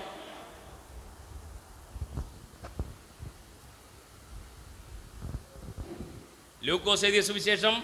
അങ്ങനെ തന്നെ മാനസാന്തരപ്പെടുന്ന ഒരു പാപിയെക്കുറിച്ച് ദൈവദൂതന്മാരുടെ മധ്യേ സന്തോഷമുണ്ടാകുമെന്ന് ഞാൻ നിങ്ങളോട് പറയുന്നു. മാനസാന്തരപ്പെടുന്ന ഒരു പാപിയെ കുറിച്ച് എവിടെ സന്തോഷം ഉണ്ടാവും? ദൈവദൂതന്മാരുടെ മധ്യേ സന്തോഷമുണ്ടാകും. ആരെ കുറിച്ചാണ്? മാനസാന്തരപ്പെടുന്ന ഒരു പാപിയെ. അങ്ങനെയാണെങ്കിൽ ഞാനും നിങ്ങളും മാനസാന്തരപ്പെട്ടപ്പോൾ സ്വർഗത്തിലെ ദൂതന്മാർ എന്ത് ചെയ്തിട്ടുണ്ട്? പറഞ്ഞേ, സന്തോഷിച്ചിട്ടുണ്ട്. അടുത്ത ചോദ്യം, ഞാൻ മുഖാന്തരം ദൂതന്മാർ സന്തോഷിച്ചിട്ടുണ്ടോ? ഞാൻ രക്ഷിക്കപ്പെട്ടപ്പോൾ മാനസാന്തരപ്പെടുന്ന ഒരു പാവിയെ കുറിച്ച് ദൈവദൂതന്മാരുടെ മധ്യ സന്തോഷമുണ്ട്. നമ്മൾ മാനസാന്തരപ്പെട്ടപ്പോൾ ഉണ്ടായിട്ടുണ്ട്. എന്നാൽ ഇനി ഞാൻ മുഖാന്തരം ദൈവദൂതന്മാരെ ആർത്ത് സന്തോഷിച്ചിട്ട് നാളുകളായി. ഒന്നും നടക്കുന്നില്ല. കാരണം എന്നാ? കട്ടിങ് എഡ്ജ്, മൂർച്ച, മുറിയപ്പെടേണ്ട സാധനം വെള്ളത്തിനടിയില്ല. അയ്യോ, അത് പൊങ്ങി വരാത്തിടത്തോളം കാലം വൻമരങ്ങളെ വെട്ടി വീഴ്ത്താനായിട്ട് സാധിക്കുന്നില്ല. അതുകൊണ്ട് ദൈവദൂതന്മാരുടെ മധ്യേ സന്തോഷമില്ല, സന്തോഷം ഉണ്ടാകുന്നില്ല. ഈ വാക്യത്തോട് കിടപിടിക്കുന്ന ഒരു വാക്യമാണ് ഇയ്യോബിന്റെ പുസ്തകം 38-ാം അധ്യായം 6-ാമത്തെ വാക്യം. ഒന്ന് വായിച്ചേ. ഇയ്യോബിന്റെ പുസ്തകം. പ്രഭാത നക്ഷത്രങ്ങൾ ഒന്നിച്ച് ഘോഷിച്ചുല്ലസിക്കുകയും ദൈവപുത്രന്മാരെല്ലാം സന്തോഷിച്ച് ആർക്കുകയും ചെയ്തപ്പോൾ. മതി. അതിൻ്റെ അടിസ്ഥാനം ഏതിന്മേൽ ഉറപ്പിച്ചു? ഇയ്യോബിന്റെ പുസ്തകം 38-ാം അധ്യായം അതിൻ്റെ 4 തൊട്ട് വായിക്കുമ്പോൾ കുറച്ചുകൂടെ മനസ്സിലാകും. ഞാൻ ഭൂമിക്ക് അടിസ്ഥാനമിട്ടപ്പോൾ നീ എവിടെയായിരുന്നു എന്ന് പറഞ്ഞു വരുമ്പോൾ 6-ാമത്തെ വാക്യം, പ്രഭാത നക്ഷത്രങ്ങൾ ഒന്നിച്ചു ഘോഷിച്ചുല്ലസിക്കുകയും ദൈവപുത്രന്മാരെല്ലാം സന്തോഷിച്ച് ആർക്കുകയും ചെയ്തപ്പോൾ അതിൻ്റെ അടിസ്ഥാനം ഏതിന്മേൽ ഉറപ്പിച്ചു. ഈ മൂലപദം തന്നെയാണ് എവിടെ കൊണ്ട് ഫിറ്റ് ചെയ്തിരിക്കുന്നത്? ഒരു പാപി മാനസാന്തരപ്പെടുമ്പോൾ ദൈവദൂതന്മാരുടെ മധ്യേ പറഞ്ഞേ സന്തോഷമുണ്ടാകുമെന്ന് പറഞ്ഞത്. അർത്ഥാൽ ഒരു പാപി മാനസാന്തരപ്പെടുമ്പോൾ ഒരു ഭൂമിക്ക് അടിസ്ഥാനമിട്ടതിന് തത്തുല്യമാണ് എന്ന് പറഞ്ഞാൽ ഒരാത്മാവിന്റെ വില എന്ന് പറഞ്ഞേ സർവ്വലോകത്തെക്കാട്ടിലും വലുതാണ്. ഒരു പാപി മാനസാന്തരപ്പെടുമ്പോൾ ഞാൻ മറ്റൊരു ലോകത്തിന് അടിസ്ഥാനമിട്ടു. ഇയ്യോബ് എന്ന് പറഞ്ഞു, പ്രാചീന മനുഷ്യനായ ബൈബിളിൽ രേഖയാക്കിയ ആദ്യത്തെ പുസ്തകം ഇയ്യോബിന്റെ പുസ്തകം. ആ മനുഷ്യൻ പറയുന്നു, ഭൂമിക്ക് അടിസ്ഥാനമിട്ടപ്പോൾ ദൈവദൂതന്മാരോട് പൊട്ടിയാർത്തു. യെസ്, ഇവിടെ കർത്താവ് പറയുന്നു, ലൂക്കോസ് 15-ാം അധ്യായം, ഒരു പാപി മാനസാന്തരപ്പെടുമ്പോൾ ഇതേ സന്തോഷം അവിടെ ഉണ്ടാകും. സന്തോഷം ബ്രദറെ, നമ്മളെ ദൈവം ഈ ഭൂമിയിലാക്കി വെച്ചിരിക്കുന്നത് ഒരു പാപിയുടെ മാനസാന്തരം അത് സാധ്യമാക്കി തീർക്കുവാൻ അഹോരാത്രം സൂമിലാണെങ്കിലും വെർച്വൽ പ്ലാറ്റ്ഫോമിലാണെങ്കിലും ലൈവ് ആണെങ്കിലും നടന്ന് സഞ്ചരിച്ച് സുവിശേഷ വേല ചെയ്യുവാൻ അത് നമുക്ക് കിട്ടിയ ഭാഗ്യം. ആഴ്ചയിൽ ഒരു ആളോടെങ്കിലും സുവിശേഷം പറയണം. സുവിശേഷന്മാരോടല്ല ഞാൻ പറയുന്നത്, വിശ്വാസികളോട്. ഒരാളെയെങ്കിലും സുവിശേഷവുമായിട്ട് സന്ധിക്കണം. ജസ്റ്റ് ഒരു ലഘുലേഖ. എറണാകുളത്തായിരുന്നു ഞാൻ വർഷങ്ങള്. അവിടെ ഒരു സഹോദരി, ഈ കുടുംബശ്രീ ഞായറാഴ്ച ഉച്ച കഴിഞ്ഞാണ് ഈ കുടുംബശ്രീ എല്ലാ സ്ഥലങ്ങളിലും നടക്കുന്നത്. ആ സഹോദരിയുടെ വീട്ടിൽ കുടുംബശ്രീ വരുമ്പോൾ അതൊരു ബൈബിൾ സ്റ്റഡിയാണ്. എന്നെയും വിളിക്കും. എല്ലാവർക്കും ചായയുണ്ട്, മിച്ചറും ഉണ്ട്. മറ്റൊരു വീട്ടിൽ ചെന്നാലും ചായയില്ല, മിച്ചറും ഇല്ല. ഏതിനാ? കുടുംബശ്രീക്ക്.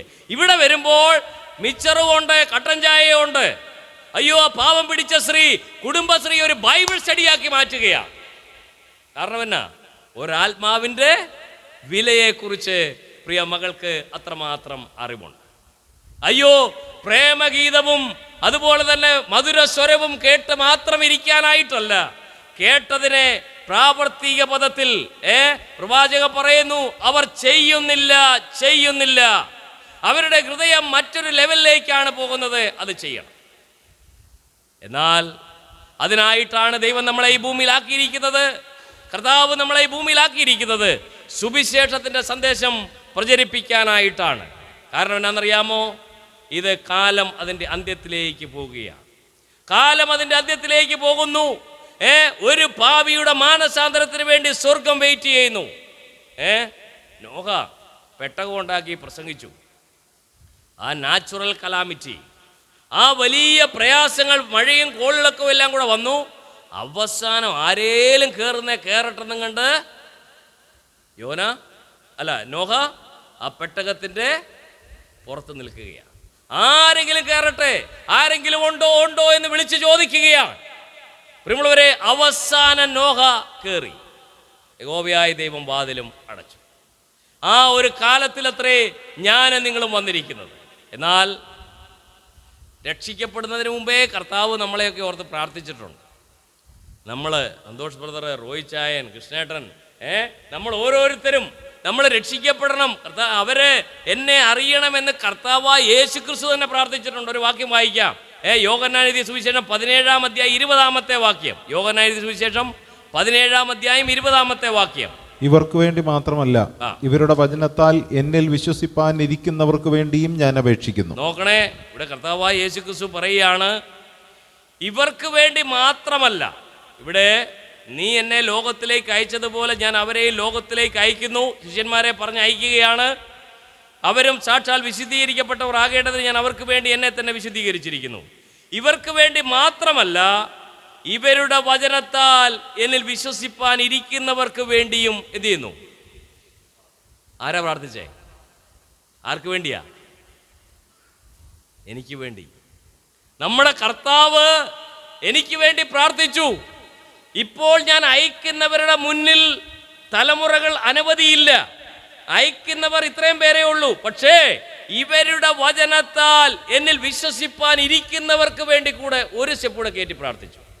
അവൻ്റെ രക്തം ഞങ്ങളുടെ തലമുറകളുടെ മേലും വരട്ടെ എന്ന് അവർ പ്രാർത്ഥിച്ചതുപോലെ, അവർ പറഞ്ഞതുപോലെ കർത്താവ് എന്ത് ചെയ്തു? തലമുറകളിലേക്ക് ഈ സന്ദേശം കൈമാറ്റപ്പെടുന്നതാണ് എന്ന് മനസ്സിലാക്കിക്കൊണ്ട് കർത്താവ് പറഞ്ഞു, ഇവർക്ക് വേണ്ടി മാത്രമല്ല, ഇവരുടെ വചനത്താൽ എന്നിൽ വിശ്വസിപ്പാനിരിക്കുന്നവർക്ക് വേണ്ടി. പ്രിയ സഹോദരി സഹോദരന്മാരെ, നമ്മുടെ വചനം, ഈ ദൈവവചനം നമ്മളിലൂടെ എവിടെയൊക്കെ ചെന്നെത്തുവാനായിട്ട് ഇടയായിട്ടുണ്ട്. എവിടെയൊക്കെ ചെല്ലുവാനായിട്ടിടയാകുന്നുണ്ട്. അങ്ങനെയാണെങ്കിൽ കർത്താവിൻ്റെ പ്രാർത്ഥന സഫലീകരിക്കപ്പെടുന്ന ക്രൈസ്തവ ജീവിതം നയിക്കാൻ കർത്താവ് നമ്മളെ ഈ മരുഭൂ പ്രയാണത്തിൽ സഹായിക്കട്ടെ. അനേക വൈതരണികൾ ഈ സുവിശേഷ ഘോഷണത്തിന് തടങ്ങൽ പാറയായിട്ട് നിൽക്കുകയാണ്. പ്രിയ ഷിജി ബ്രദർ ഓറീസയിൽ പോയിട്ട് വന്നുകൊണ്ടിരിക്കുകയാണ്. അനേക പ്രയാസങ്ങളാണ് നമ്മുടെ ഭാരതം അഭിമുഖീകരിക്കുന്നത്. മണിപ്പൂരിൽ 3000 പേര് കൂടിക്കൊണ്ടിരുന്ന സഭയിൽ ഇന്ന് 40 പേരേ ഉള്ളൂ. ബാക്കിയുള്ളവർ ജീവനോടുണ്ടോ എന്ന് പോലും അവിടുത്തെ സുവിശേഷകൻ അറിയാൻ പാടില്ല. ഇന്ന് മണിപ്പൂരെങ്കിൽ നാളെ കേരളം, ഭാരതത്തിലെ മറ്റ് സംസ്ഥാനങ്ങൾ അങ്ങനെ സംഭവിക്കാനായിട്ട് പോവുകയാണ്. എന്നാൽ ഞാൻ പറയട്ടെ, സുവിശേഷത്തിൻ്റെ വാതായനങ്ങൾ കൊട്ടിയടയ്ക്കപ്പെട്ടുകൊണ്ടിരിക്കുമ്പോൾ കർത്താവിൻ്റെ പ്രാർത്ഥന എന്നിലൂടെ സഫലീകരിക്കപ്പെടുവാനായിട്ടിടയാകും. നമ്മൾ പ്രാർത്ഥിക്കുന്നുണ്ട്, പണം ചെലവാക്കുന്നുണ്ട്, നമ്മുടെ സമയമുണ്ട്, മാൻ പവർ, മണി പവർ എല്ലാം നമ്മൾ ഉപയോഗിക്കുന്നുണ്ടെങ്കിലും പ്രിയമുള്ളവരെ, സുവിശേഷത്തിന് വേണ്ടി ഒരു ചെറുവിരല് കായികമായിട്ട് ശാരീരികമായിട്ട് ഞാൻ നിങ്ങളും അതിനു വേണ്ടി ഉപയോഗിക്കുന്നുണ്ടോ? ഇവർക്ക് വേണ്ടി മാത്രമല്ല, ഇവരുടെ വചനത്താൽ എന്നിൽ വിശ്വസിപ്പാനിരിക്കുന്നവർക്ക് വേണ്ടി, തലമുറകളിലേക്ക് ഈ സന്ദേശം വ്യാപരിപ്പിക്കുന്നതാണ് എന്ന് കർത്താവ് തന്നെ അവിടെ പറയുന്നു. ഇവിടം കൊണ്ട് നിൽക്കുന്നതല്ല, ഇത് തലമുറകളിലേക്ക് വ്യാപരിപ്പിക്കപ്പെടണം. ഈ നിധി ഞാൻ കണ്ടു, ഞാനത് മേടിച്ചു, ഞാനത് ക്രയവിക്രയം ചെയ്യും, അതിനെ വിൽക്കണം. അതോടുകൂടെ 1-2 വാക്യം കൂടെ വായിച്ച് ഞാൻ സന്ദേശം അവസാനിപ്പിക്കുകയാണ്. യോവേൽ പ്രവചനത്തിലെ ഒരു വാക്യം, യോവേൽ പ്രവാചകന്റെ പുസ്തകം 1-ാം അധ്യായം അതിൻ്റെ 17-ാമത്തെ വാക്യം.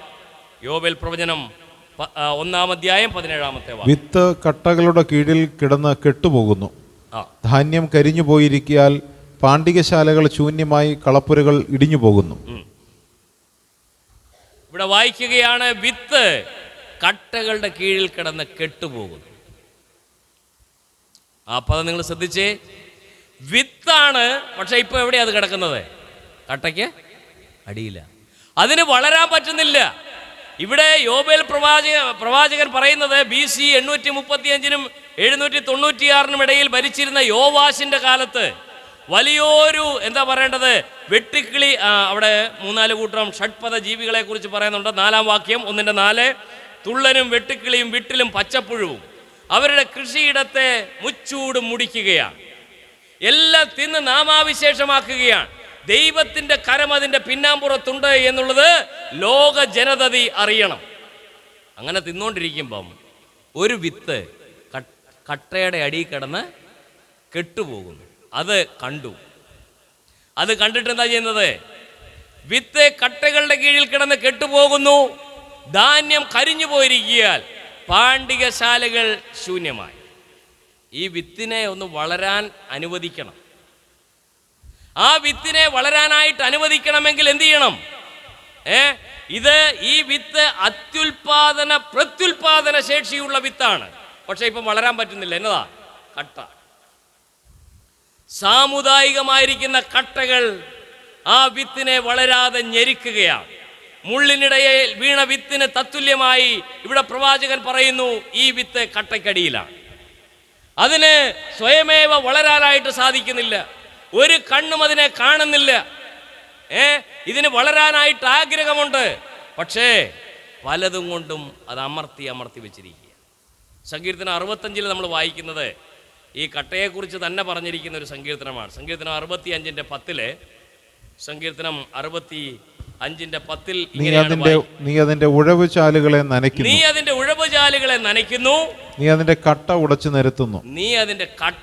നിരത്തുന്നു. എങ്ങനെയാ? മഴയാൽ നീ അതിനെ കുതിർക്കുന്നു, അതിലെ മുളയെ നീ അനുഗ്രഹിക്കും. ആ കട്ടയ്ക്കടി കിടക്കുന്ന വിത്തിന്റെ അകത്ത്, ആ സീഡിനകത്ത് ഒരു കുമിളമുണ്ട്. ആ ഒരു മുകുളം അത് പുഷ്പിക്കുന്നത് കണ്ടുകൊണ്ട് ദൈവം എന്ത് ചെയ്യുന്നു? അങ്ങോട്ടൊരു ഉഴവുചാലുകളെ നീട്ടിക്കീറുകയാണ്. യെസ്, ആ ഉഴവുചാലാകാൻ ഈ ശാലേം ടവറിൽ എന്നെ കേൾക്കുന്ന സഹോദരി സഹോദരന്മാരെ, നിന്നെയാണ് ദൈവം കണ്ടിരിക്കുന്നത്. ഒരേജൻസിനെ അത് ഏൽപ്പിച്ചിട്ടില്ല. എന്നിട്ട് നീ അതിൻ്റെ കട്ട ഉടച്ച്, ആ വെള്ളം അങ്ങോട്ട് ചെന്നപ്പം ആ കട്ട സ്വയമേവ മെൽറ്റായി. അതിങ്ങനെ എന്താണ് പറയേണ്ടത്? പൊട്ടിപ്പോയി. പൊട്ടിപ്പോയി കഴിഞ്ഞപ്പം വിത്ത് എന്ത് ചെയ്തു? സൂര്യപ്രകാശം കിട്ടുന്ന രീതിയിലേക്ക് വന്നു. അതിലെ മുളയെ നീ അനുഗ്രഹിക്കുന്നു. ഒരു മുള അതിനകത്തുണ്ട് എന്ന് കണ്ട ദൈവം അത്ഭുതാപകമായ പ്രവൃത്തി അവിടെ ചെയ്തു. അവസാനം ഈ സംഗീതം അവസാനിക്കുന്നത്, മേച്ചിൽപ്പുറങ്ങൾ ആട്ടിൻകൂട്ടകൾ കൊണ്ട് നിറഞ്ഞിരിക്കുന്നു, താഴ്വരകൾ ധാന്യം കൊണ്ട് മൂടിയിരിക്കുന്നു, അവ ആർക്കുകയും പാടുകയും ചെയ്യുന്നു എന്നാണ് അവിടെ പറഞ്ഞിരിക്കുന്നത്. പ്രിയമുള്ളവരെ, ഞാൻ എന്താ വായിച്ചു കേൾപ്പിച്ചത്? വിത്ത് കട്ടകളുടെ പറഞ്ഞേ കീഴിൽ കിടന്ന് കെട്ടും. അതിനെക്കുറിച്ചുള്ള ഒരു ഭാരം നമുക്ക് ഉണ്ടാകും. ഇന്നത്തെ എൻ്റെ സന്ദേശം അതാണ്. യെശയ്യാവും കുടുംബവും ദൈവത്തിന് അത്ഭുതവും അടയാളവുമായി ആ ലഭിച്ച സന്ദേശത്തിന് വേണ്ടി ജീവൻ കൊടുക്കാൻ, ഈർച്ചവാളാൽ അറുക്കപ്പെട്ട് കൊല്ലാൻ ആ കഴുത്ത് വെച്ചു കൊടുത്തു. അങ്ങനെയാണെങ്കിൽ ഈ ജീവിതയാത്രയിൽ നമുക്കും മറ്റൊന്നും പ്രതീക്ഷിക്കേണ്ട. സദൃശവാക്യം 11-26 വാക്യം, സദൃശവാക്യം 11:26 ഇങ്ങനെയാണ് വായിക്കുന്നത്: ധാന്യം പൂട്ടിയിട്ടുകൊണ്ടിരിക്കുന്നവനെ ജനങ്ങൾ ശപിക്കും, അത് വിൽക്കുന്നവന്റെ തലമേലോ അനുഗ്രഹം വരും. ധാന്യം പൂട്ടിയിട്ടുകൊണ്ടിരിക്കുക. ഇപ്പം വളർന്ന് പന്തലിച്ചു, ധാന്യം കട്ടയൊക്കെ ഉടച്ച് നിരത്തി ധാന്യം ഉണ്ടാകാൻ തുടങ്ങി. പക്ഷെ ഇപ്പം എന്ത് ചെയ്തിരിക്കുക? പൂട്ടിയിട്ടുകൊണ്ടിരിക്കുക. ഒരു പുള്ളി പറഞ്ഞില്ലേ, കളപ്പുരയൊക്കെ എല്ലാം വലുതാക്കി വളരെ എക്സ്പാൻഡ് ചെയ്തു, തിന്നുക, കുടിക്കുക, ആനന്ദിക്കുക, നാളെ. ഇങ്ങനെ കളപ്പുരകളൊക്കെ എല്ലാം പൂട്ടിയിട്ടുകൊണ്ടിരിക്കുകയാണ്. നാളെ ഒരു പ്രശ്നം വന്നാൽ എനിക്ക് തന്നെ ഇത് ഉപയോഗിക്കാം. പ്രായം ചെന്ന അപ്പനും അമ്മയും മക്കൾക്ക് സ്ഥലം വീതിച്ചു കൊടുക്കാനായിട്ട് പോയി രജിസ്ട്രാറിന്റെ മുന്നിൽ ഇരുന്നു. അപ്പന് 95 മക്കൾക്ക് 40-50 ഒക്കെയാണ്. രജിസ്ട്രാർ ചോദിച്ചു, ഇതിന്റെ കാലശേഷം ആർക്കാണ്? ഉടനെ അപ്പം കയറി പറഞ്ഞു, മക്കളുടെ കാലശേഷം എനിക്ക് തന്നെ. രജിസ്ട്രാർ തന്നെ ചിരിച്ചുപോയി. 95 ഇവിടുന്ന് വിട്ടുപോകാൻ, മണ്ണിനോടുള്ള പറ്റുമാനമുള്ളത് കൊണ്ട് വിട്ടുപോകാൻ താല്പര്യമില്ല.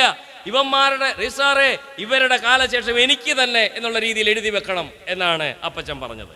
ഇവിടെ ധാന്യം പൂട്ടിയിട്ട് കൊണ്ടിരിക്കുന്നവനെ ജനങ്ങൾ ശപിക്കും. ജനങ്ങളുടെ മധ്യേ ഒരു ശാപമായി തീരാൻ ദൈവം എന്നെയും നിങ്ങളെയും കുറിച്ച് ആഗ്രഹിക്കുന്നില്ല. അടുത്ത പദം, അത് വിൽക്കുന്നവന്റെ തലമേലോ ക്രയവിക്രയ അധികാരം എനിക്ക് നിങ്ങൾക്കുമാണ് തന്നിരിക്കുന്നത്. യെസ്, അത് വിൽക്കുന്നവന്റെ തലമേലോ അനുഗ്രഹം വരും.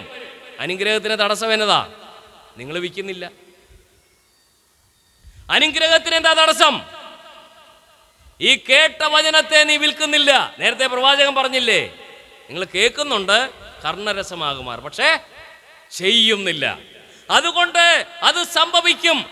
ധാന്യം പൂട്ടിയിട്ടുകൊണ്ടിരിക്കുന്നതിനെ അത് ശപിക്കും. അത് വിൽക്കുന്നവന്റെ തലമേലോ അനുഗ്രഹം വരും. അനുഗ്രഹം വരും. അതുകൊണ്ട് അനുഗ്രഹത്തിന് തടസ്സം നിൽക്കുന്നത് അത് വിൽക്കാതിരിക്കുന്നത് കൊണ്ടാണ്.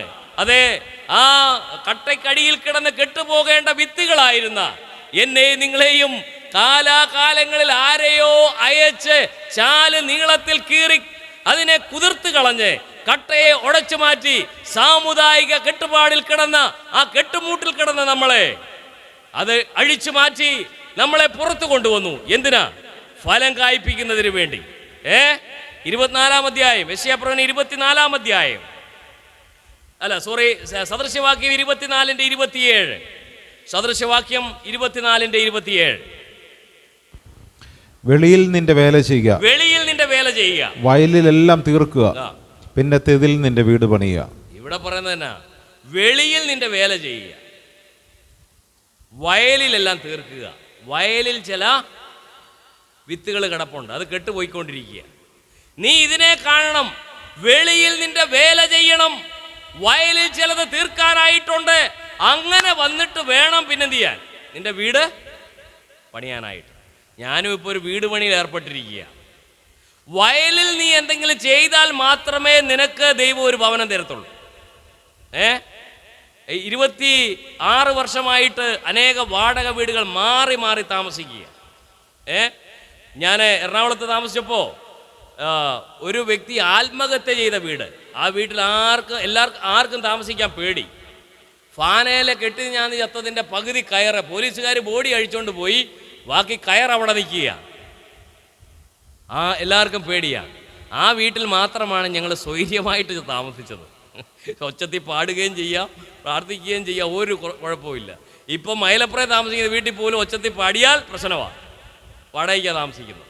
അപ്പോൾ ഞാൻ പറഞ്ഞത്, അതുകൊണ്ട് വെളിയിൽ നിന്റെ വേല ചെയ്യുക, വയലിലെല്ലാം തീർക്കുക, പിന്നത്തതിൽ നിന്റെ വീട് പണി. ഇന്ന് നേരെ തിരിച്ചു അല്ലേ സന്തോഷ്?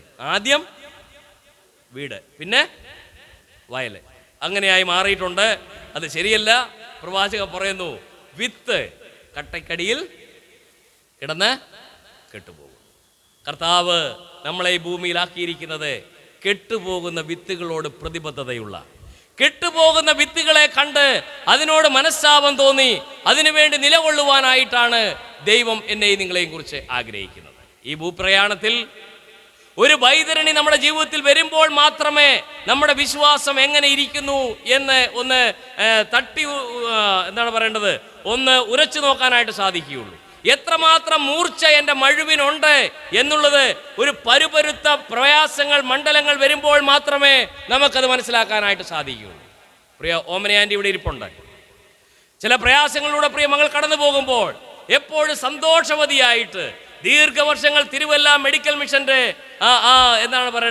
അവിടുത്തെ ഉത്തരവാദിത്വം വഹിച്ച പ്രിയ ആൻറ്റിയാണ്. പ്രിയ മകൾ സംസാരിക്കുമ്പോൾ ചാർജ് ആകാറുണ്ട്. ആത്മീയമായിട്ട് തൻ്റെ ഭർത്താവിൻ്റെ ശാരീരിക പ്രയാസങ്ങൾ നമുക്കറിയാം. അതിൻ്റെ മധ്യേയും പുഞ്ചിരിക്കുന്ന മുഖത്തോടു കൂടെയാണ് അതിനെ നേരിടുന്നത്. പ്രിയമുള്ളവരെ, അതുകൊണ്ട് ഞാൻ പറഞ്ഞ് അവസാനിപ്പിക്കട്ടെ, ഏത് പ്രയാസങ്ങളിലാണെങ്കിലും ദൈവം നമ്മളെ കൈവിടുകയില്ല. ഒരു മൃഗശാല കാണാനായിട്ട് പോയ ഒരു കൊച്ചും കുടുംബവും കൂടെ ഓരോ മൃഗങ്ങളെ കണ്ടുകൊണ്ട് നടക്കുകയാണ്. അപ്പം ആനയെ കണ്ടു, കൊച്ചിന് ഭയങ്കര ഇഷ്ടമായി. മാനിനെ കണ്ടു. അങ്ങനെ ഇരിക്കുമ്പോഴാണ് ഒട്ടകത്തെ കണ്ടു. അപ്പം കൊച്ചി ചോദിച്ചു, ഡാഡി എന്തിനാണ് ഈ ഒട്ടകത്തിന് ഇത്ര വലിയ പൊക്കം, കാലിന് ഭയങ്കര നീട്ടം? അപ്പം ഡാഡി പറഞ്ഞു, മോനെ, ഇത് മരുഭൂമിയിലാണ് വസിക്കുന്നത്, മണലാരണ്യത്തിലാണ് അത് ജീവിക്കുന്നത്. അതിനെ ചൂടേൽക്കാതിരിക്കാൻ ദൈവം തമ്പുരാൻ കാലിന് ഭയങ്കര നീട്ടം കൊടുത്തിട്ട് അതിൻ്റെ ബോഡി, ശരീരം ഇച്ചിരി പൊക്കിയാണ് വെച്ചിരിക്കുന്നത്. ഡാഡി, അങ്ങനെയാണെങ്കിൽ അതിനെന്തിനാണ് വലിയ സോക്സ് ഇട്ടിരിക്കുന്ന പോലെ ഇത് കുളമ്പ് കൊടുത്തിരിക്കുന്നത്? അപ്പം പറഞ്ഞു, മോനെ, ഞാൻ പറഞ്ഞില്ലേ, അത് ചൂടുള്ള മണലിലൂടെയാണ് നടക്കുന്നത്. ശരീരം വെന്തു പോകാതെ ദൈവം തമ്പുരാൻ അതിനെ വലിയ കുളമ്പ് കൊടുത്തു, ചൂട് കാലേക്കാതിരിക്കാൻ. പിന്നെയും കൊച്ചിന് കൗതുകമായി, ഡാഡി, മറ്റു മൃഗത്തിനൊന്നുമില്ലല്ലോ, എന്താണ് ഈ ഒട്ടകത്തിന്റെ പുറത്ത് മറ്റൊരു ഒട്ടകം ഇരിക്കുന്നത് പോലെ പുറത്ത് കൂഞ്ഞി പോലൊരു സാധനം, ഒരു പാത്രം കമത്തി വെച്ചിരിക്കുന്ന പോലെ, എന്താണത്? അപ്പം ഡാഡി പറഞ്ഞു, മോനെ, ഞാൻ പറഞ്ഞില്ലേ, അത് മരുഭൂമിയിലാണ് ജീവിക്കുന്നത്. മാസത്തിൽ ഒന്നുവല്ലോവേ അതിന് വെള്ളം കിട്ടത്തുള്ളൂ. വെള്ളം കിട്ടുന്ന സമയത്ത് അത് സംഭരിച്ചു വെക്കും. അതിനറിയാം ഇനിയുള്ള നാളുകൾ വെള്ളമില്ലാത്ത നാളുകളാണ്. അതുകൊണ്ട് ഇപ്പോൾ കിട്ടിയത് കുടിക്കാൻ മാത്രമല്ല, കുറച്ച് സംഭരിച്ചു വെക്കാൻ വേണ്ടി കൂടെയാണ് ദൈവം തമ്പുരാൻ അതിൻ്റെ പുറത്ത് അത് കൊടുത്തിരിക്കുന്നത്. എല്ലാം കണ്ടു കൊച്ചു തലയാട്ടി. ആ മൃഗശാലയുടെ പുറത്ത് വന്നപ്പോൾ ഡാഡിയോട് ചോദിച്ചു, ഡാഡി, ഇതെല്ലാം എന്തിനാണ് ഈ മൃഗശാലയിലുള്ള ഒട്ടകത്തിന്? ഇതെല്ലാം എന്തിനാണ് മൃഗശാലയിലുള്ള ഒട്ടകത്തിന്? അത് മരുഭൂമിയിൽ വസിക്കുന്ന ഒട്ടകത്തിനല്ലേ ഇതെല്ലാം വേണ്ടത്? ഇതിന് മണിയടിക്കുമ്പം ഭക്ഷണം, നേരത്തിന് വെള്ളം, ഒരാൾ അതിനു വേണ്ടി നിൽക്കുകയാണ്. അങ്ങനെ മൃഗശാലയിലുള്ള ഒട്ടകത്തിന് അതിൻ്റെ ആവശ്യമില്ല. മരുഭൂമിയിലൂടെ പ്രയാണം ചെയ്യുന്ന ഒട്ടകത്തിനാണത് ആവശ്യം. എന്നെ കേൾക്കുന്ന സഹോദരി സഹോദരന്മാരെ, ആത്മീയതയുടെ സുഖലോലുപതയിൽ അതിൻ്റെ മട്ടുപ്പാവിൽ വിരാജിക്കുന്ന ആധുനിക തലമുറകൾ ഘട്ടനം ചെയ്യുമ്പോൾ ഒരു പരുപരുത്ത മണ്ഡലങ്ങളിലൂടെ ദൈവം നിന്നെ പോകാൻ അനുവദിച്ചാൽ അതിൻ്റെ മധ്യേ നിന്റെ കൂഞ്ഞി നിനക്ക് ഉപയോഗിക്കേണ്ടതായിട്ട് വരും. നിന്റെ കുളമ്പ് അതിനു വേണ്ടി ഉപയോഗിക്കേണ്ടതായിട്ട് വരും. യെസ്, ഒരു പ്രയാസം നിന്റെ വിശ്വാസ ജീവിതത്തിൽ ആറ്റടിക്കുമ്പോൾ ഈ അവയവങ്ങളെല്ലാം നിനക്ക് ഉപയോഗിക്കേണ്ടതായിട്ട് വരും. ഒരു ദൈവദാസനെ പ്രസംഗിക്കാൻ മിടുക്കനല്ല എന്ന് പറഞ്ഞൊരു സഭയിൽ നിന്നും ഒരു പുകച്ച് പുറത്ത് ചാടിച്ചു. ദൈവദാസൻ പോയി കുറേ നാൾ കഴിഞ്ഞ് മറ്റൊരു സഭയിൽ ചെന്നു. അവിടെ വെച്ച് അദ്ദേഹം മരിച്ച ശവടക്കിന് ചെന്നു. ബോഡി കുളിപ്പിക്കുമ്പോൾ മുട്ടേൽ തഴമ്പ്, അദ്ദേഹം മുട്ടേൽ മണിക്കൂറുകൾ നിൽക്കുന്ന ഒരു ദൈവദാസനായി. പ്രസംഗ പാഠവുമില്ല, പക്ഷെ മുട്ടേ നിൽക്കുന്നവനായിരുന്നു. അന്നാണ് വിശ്വാസികൾക്ക് ദുഃഖം തോന്നി, ഈ വ്യക്തിയെയാണോ നമ്മൾ പറഞ്ഞു വിട്ടത്? പ്രിയരേ, യെസ്, ഒരു വൈതരണികൾ വരും എന്നുള്ളത് നാം മുന്നിൽ കാണണം. അത് സംഭവിക്കുമ്പോൾ നമ്മുടെ ഇടയിൽ ഒരു പ്രവാചകൻ ഉണ്ടായിരുന്നു എന്നവർ പറയും.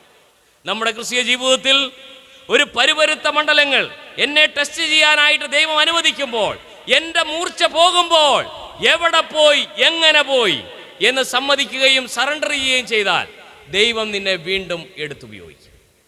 വിത്ത് കട്ടകൾക്കിടയിൽ കിടന്ന് ഇന്ന് ഇങ്ങനൊരു ബ്രദർ വന്ന് എന്നതാ പ്രസംഗിച്ചതാ, ഏതാണ്ടൊക്കെ ഒത്തിരി പറഞ്ഞു. ഇതൊന്നും ഞാൻ കണക്ട് ചെയ്യുന്നില്ല. ഒരു കാര്യം നിങ്ങൾ മറന്നു പോകരുത്. എന്താ? വിത്ത് കട്ടയ്ക്കടിയിൽ കിടന്ന് കെട്ടുപോകുന്നു. അങ്ങനെ ഏതൊക്കെയോ കെട്ടുപാടിൽ കിടന്ന് കെട്ടുപോകേണ്ടവരായിരുന്ന മലബാറിലെ എനിക്കും സുവിശേഷത്തിൻ്റെ വാതായനങ്ങളിലൂടെ അനുഗ്രഹിക്കപ്പെട്ട ജീവിതം കർത്താവ് സമ്മാനിച്ചു. അതുകൊണ്ട് ഈ കർത്താവിൻ്റെ വയൽ പ്രദേശത്ത് അഹോരാത്രം അധ്വാനിക്കുന്ന, ഒരിക്കൽ പാർട്ടിക്ക് വേണ്ടി ഈങ്കുലാവ് വിളിച്ചു നടന്ന ചെറുപ്പക്കാരനായിരുന്ന എന്നെ മാറ്റിയെടുത്തു. അങ്ങനെയായിരുന്നു കണ്ണൂരിൻ്റെ പശ്ചാത്തലത്തിൽ ഞങ്ങൾ ജീവിച്ചു പോയിരുന്നെങ്കിൽ ഇന്ന് ഭൂമിക്ക് മുകളിൽ കാണുകയില്ലായിരുന്നു. ഏതെങ്കിലും കത്തിത്തുമ്പിലോ ഏതെങ്കിലും ബോംബ് സ്ഫോടനത്തിലോ ഏതെങ്കിലും രീതിയിൽ അല്ലെങ്കിൽ സെൻട്രൽ ജയിലിലേക്കോ മാറ്റപ്പെടാവുന്ന സാഹചര്യമായിരുന്നു ഞങ്ങളുടെ ജീവിതം. ഈ സുവിശേഷം, ഈ കറുത്ത ബൈൻഡിട്ട പുസ്തകം ഞങ്ങൾക്ക് സമ്മാനിച്ചത് അത്ഭുതാവകരമായ ജീവിതമാണ്. അനേകരെ കർത്താവിന് വേണ്ടി നേടിയെടുക്കുവാനായിട്ട് ഇടയായി തീർന്നു. കൃഷ്ണേട്ടൻ ഒരു കാര്യം കൂടെ പറയണമെന്ന് പറഞ്ഞു. എൻ്റെ പിതാവ് ഈ ഒരു സുവിശേഷത്തിന് വേണ്ടി തീവ്രവാദിയായി മാറിയ ആളാണ്. പാർട്ടിക്ക് വേണ്ടി എങ്ങനെ നിന്നോ അതിന് ശക്തനായിട്ട് നിന്നു. അദ്ദേഹം ഒരിക്കൽ സുവിശേഷ പ്രവർത്തനത്തിന് വേണ്ടി പോയപ്പോൾ ഒരു ഭവനത്തിൽ നിന്നും കടിക്കുന്ന പട്ടിയെ അവർ അഴിച്ചു വിട്ടു. എൻ്റെ പിതാവിനെ ആ പട്ടി കടിച്ചു കുടഞ്ഞു. ഞാൻ ചെന്ന് നോക്കുമ്പോൾ തൻ്റെ മുണ്ടും ഷർട്ടും എല്ലാം കീറിയിട്ടുണ്ട്. രക്തത്തിൽ കുളിച്ച് പെരുമ്പടം എന്ന് പറഞ്ഞതായിരിക്കുന്ന കണ്ണൂരിൻ്റെ ഒരു ഗ്രാമത്തിലെ ഒരു ആശുപത്രിയിൽ അച്ഛൻ കിടക്കുകയാണ്. അന്ന് പുക്കിളിന് ചുറ്റും ഇഞ്ചക്ഷൻ വെക്കുന്ന കാലമാണ്. ഇന്നിപ്പോൾ 1-2 ഇഞ്ചക്ഷൻ മതി. അങ്ങനെ സുവിശേഷത്തിന് വേണ്ടി എൻ്റെ പിതാവ് നിലകൊണ്ടു. താൻ ഏകത്വസനയിൽ വിശ്രമിക്കുന്നു. 10 വർഷം കഴിഞ്ഞു, മരിച്ചുപോയി. ഞാൻ പറഞ്ഞതിൻ്റെ ആശയം, എന്തെല്ലാം നേരിട്ടാലും ഈ സുവിശേഷത്തിന് വേണ്ടി മുന്നോട്ട് മുന്നോട്ട് മുന്നോട്ട്.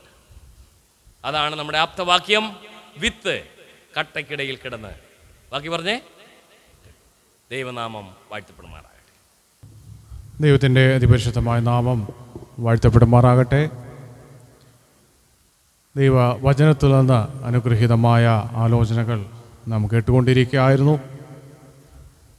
പ്രിയ കർത്താസൻ ഓർപ്പിച്ചതുപോലെ കൊയ്ത്ത് വളരെയുണ്ട് സത്യം, പക്ഷേ വേലക്കാരോ ചുരുക്കം. വിത്ത് കട്ടകൾക്ക് കീഴിൽ കിടന്ന് കെട്ടുപോയിക്കൊണ്ടിരിക്കുകയാണ്. പ്രിയമുള്ളവരെ, നമ്മളെ എല്ലാവരെയും ഈ വിത്ത് വിതയ്ക്കുവാനായിട്ടാണ് ദൈവം നമ്മെ ഈ ഭൂമിയിൽ ആക്കി വെച്ചിരിക്കുന്നത്. ആ വിത്ത് വിതയ്ക്കപ്പെടണം. കൊയ്ത്ത് വളരെയുണ്ട്. ഞാൻ കർത്താസൻ്റെ സാക്ഷ്യം കേട്ട് അത് എനിക്ക് വളരെ എൻ്റെ ഹൃദയത്തെ വളരെയധികം ചിന്തിപ്പിച്ചു. അത് വളരെ ഹൃദയസ്പർശിയായ സാക്ഷ്യമായിരുന്നു.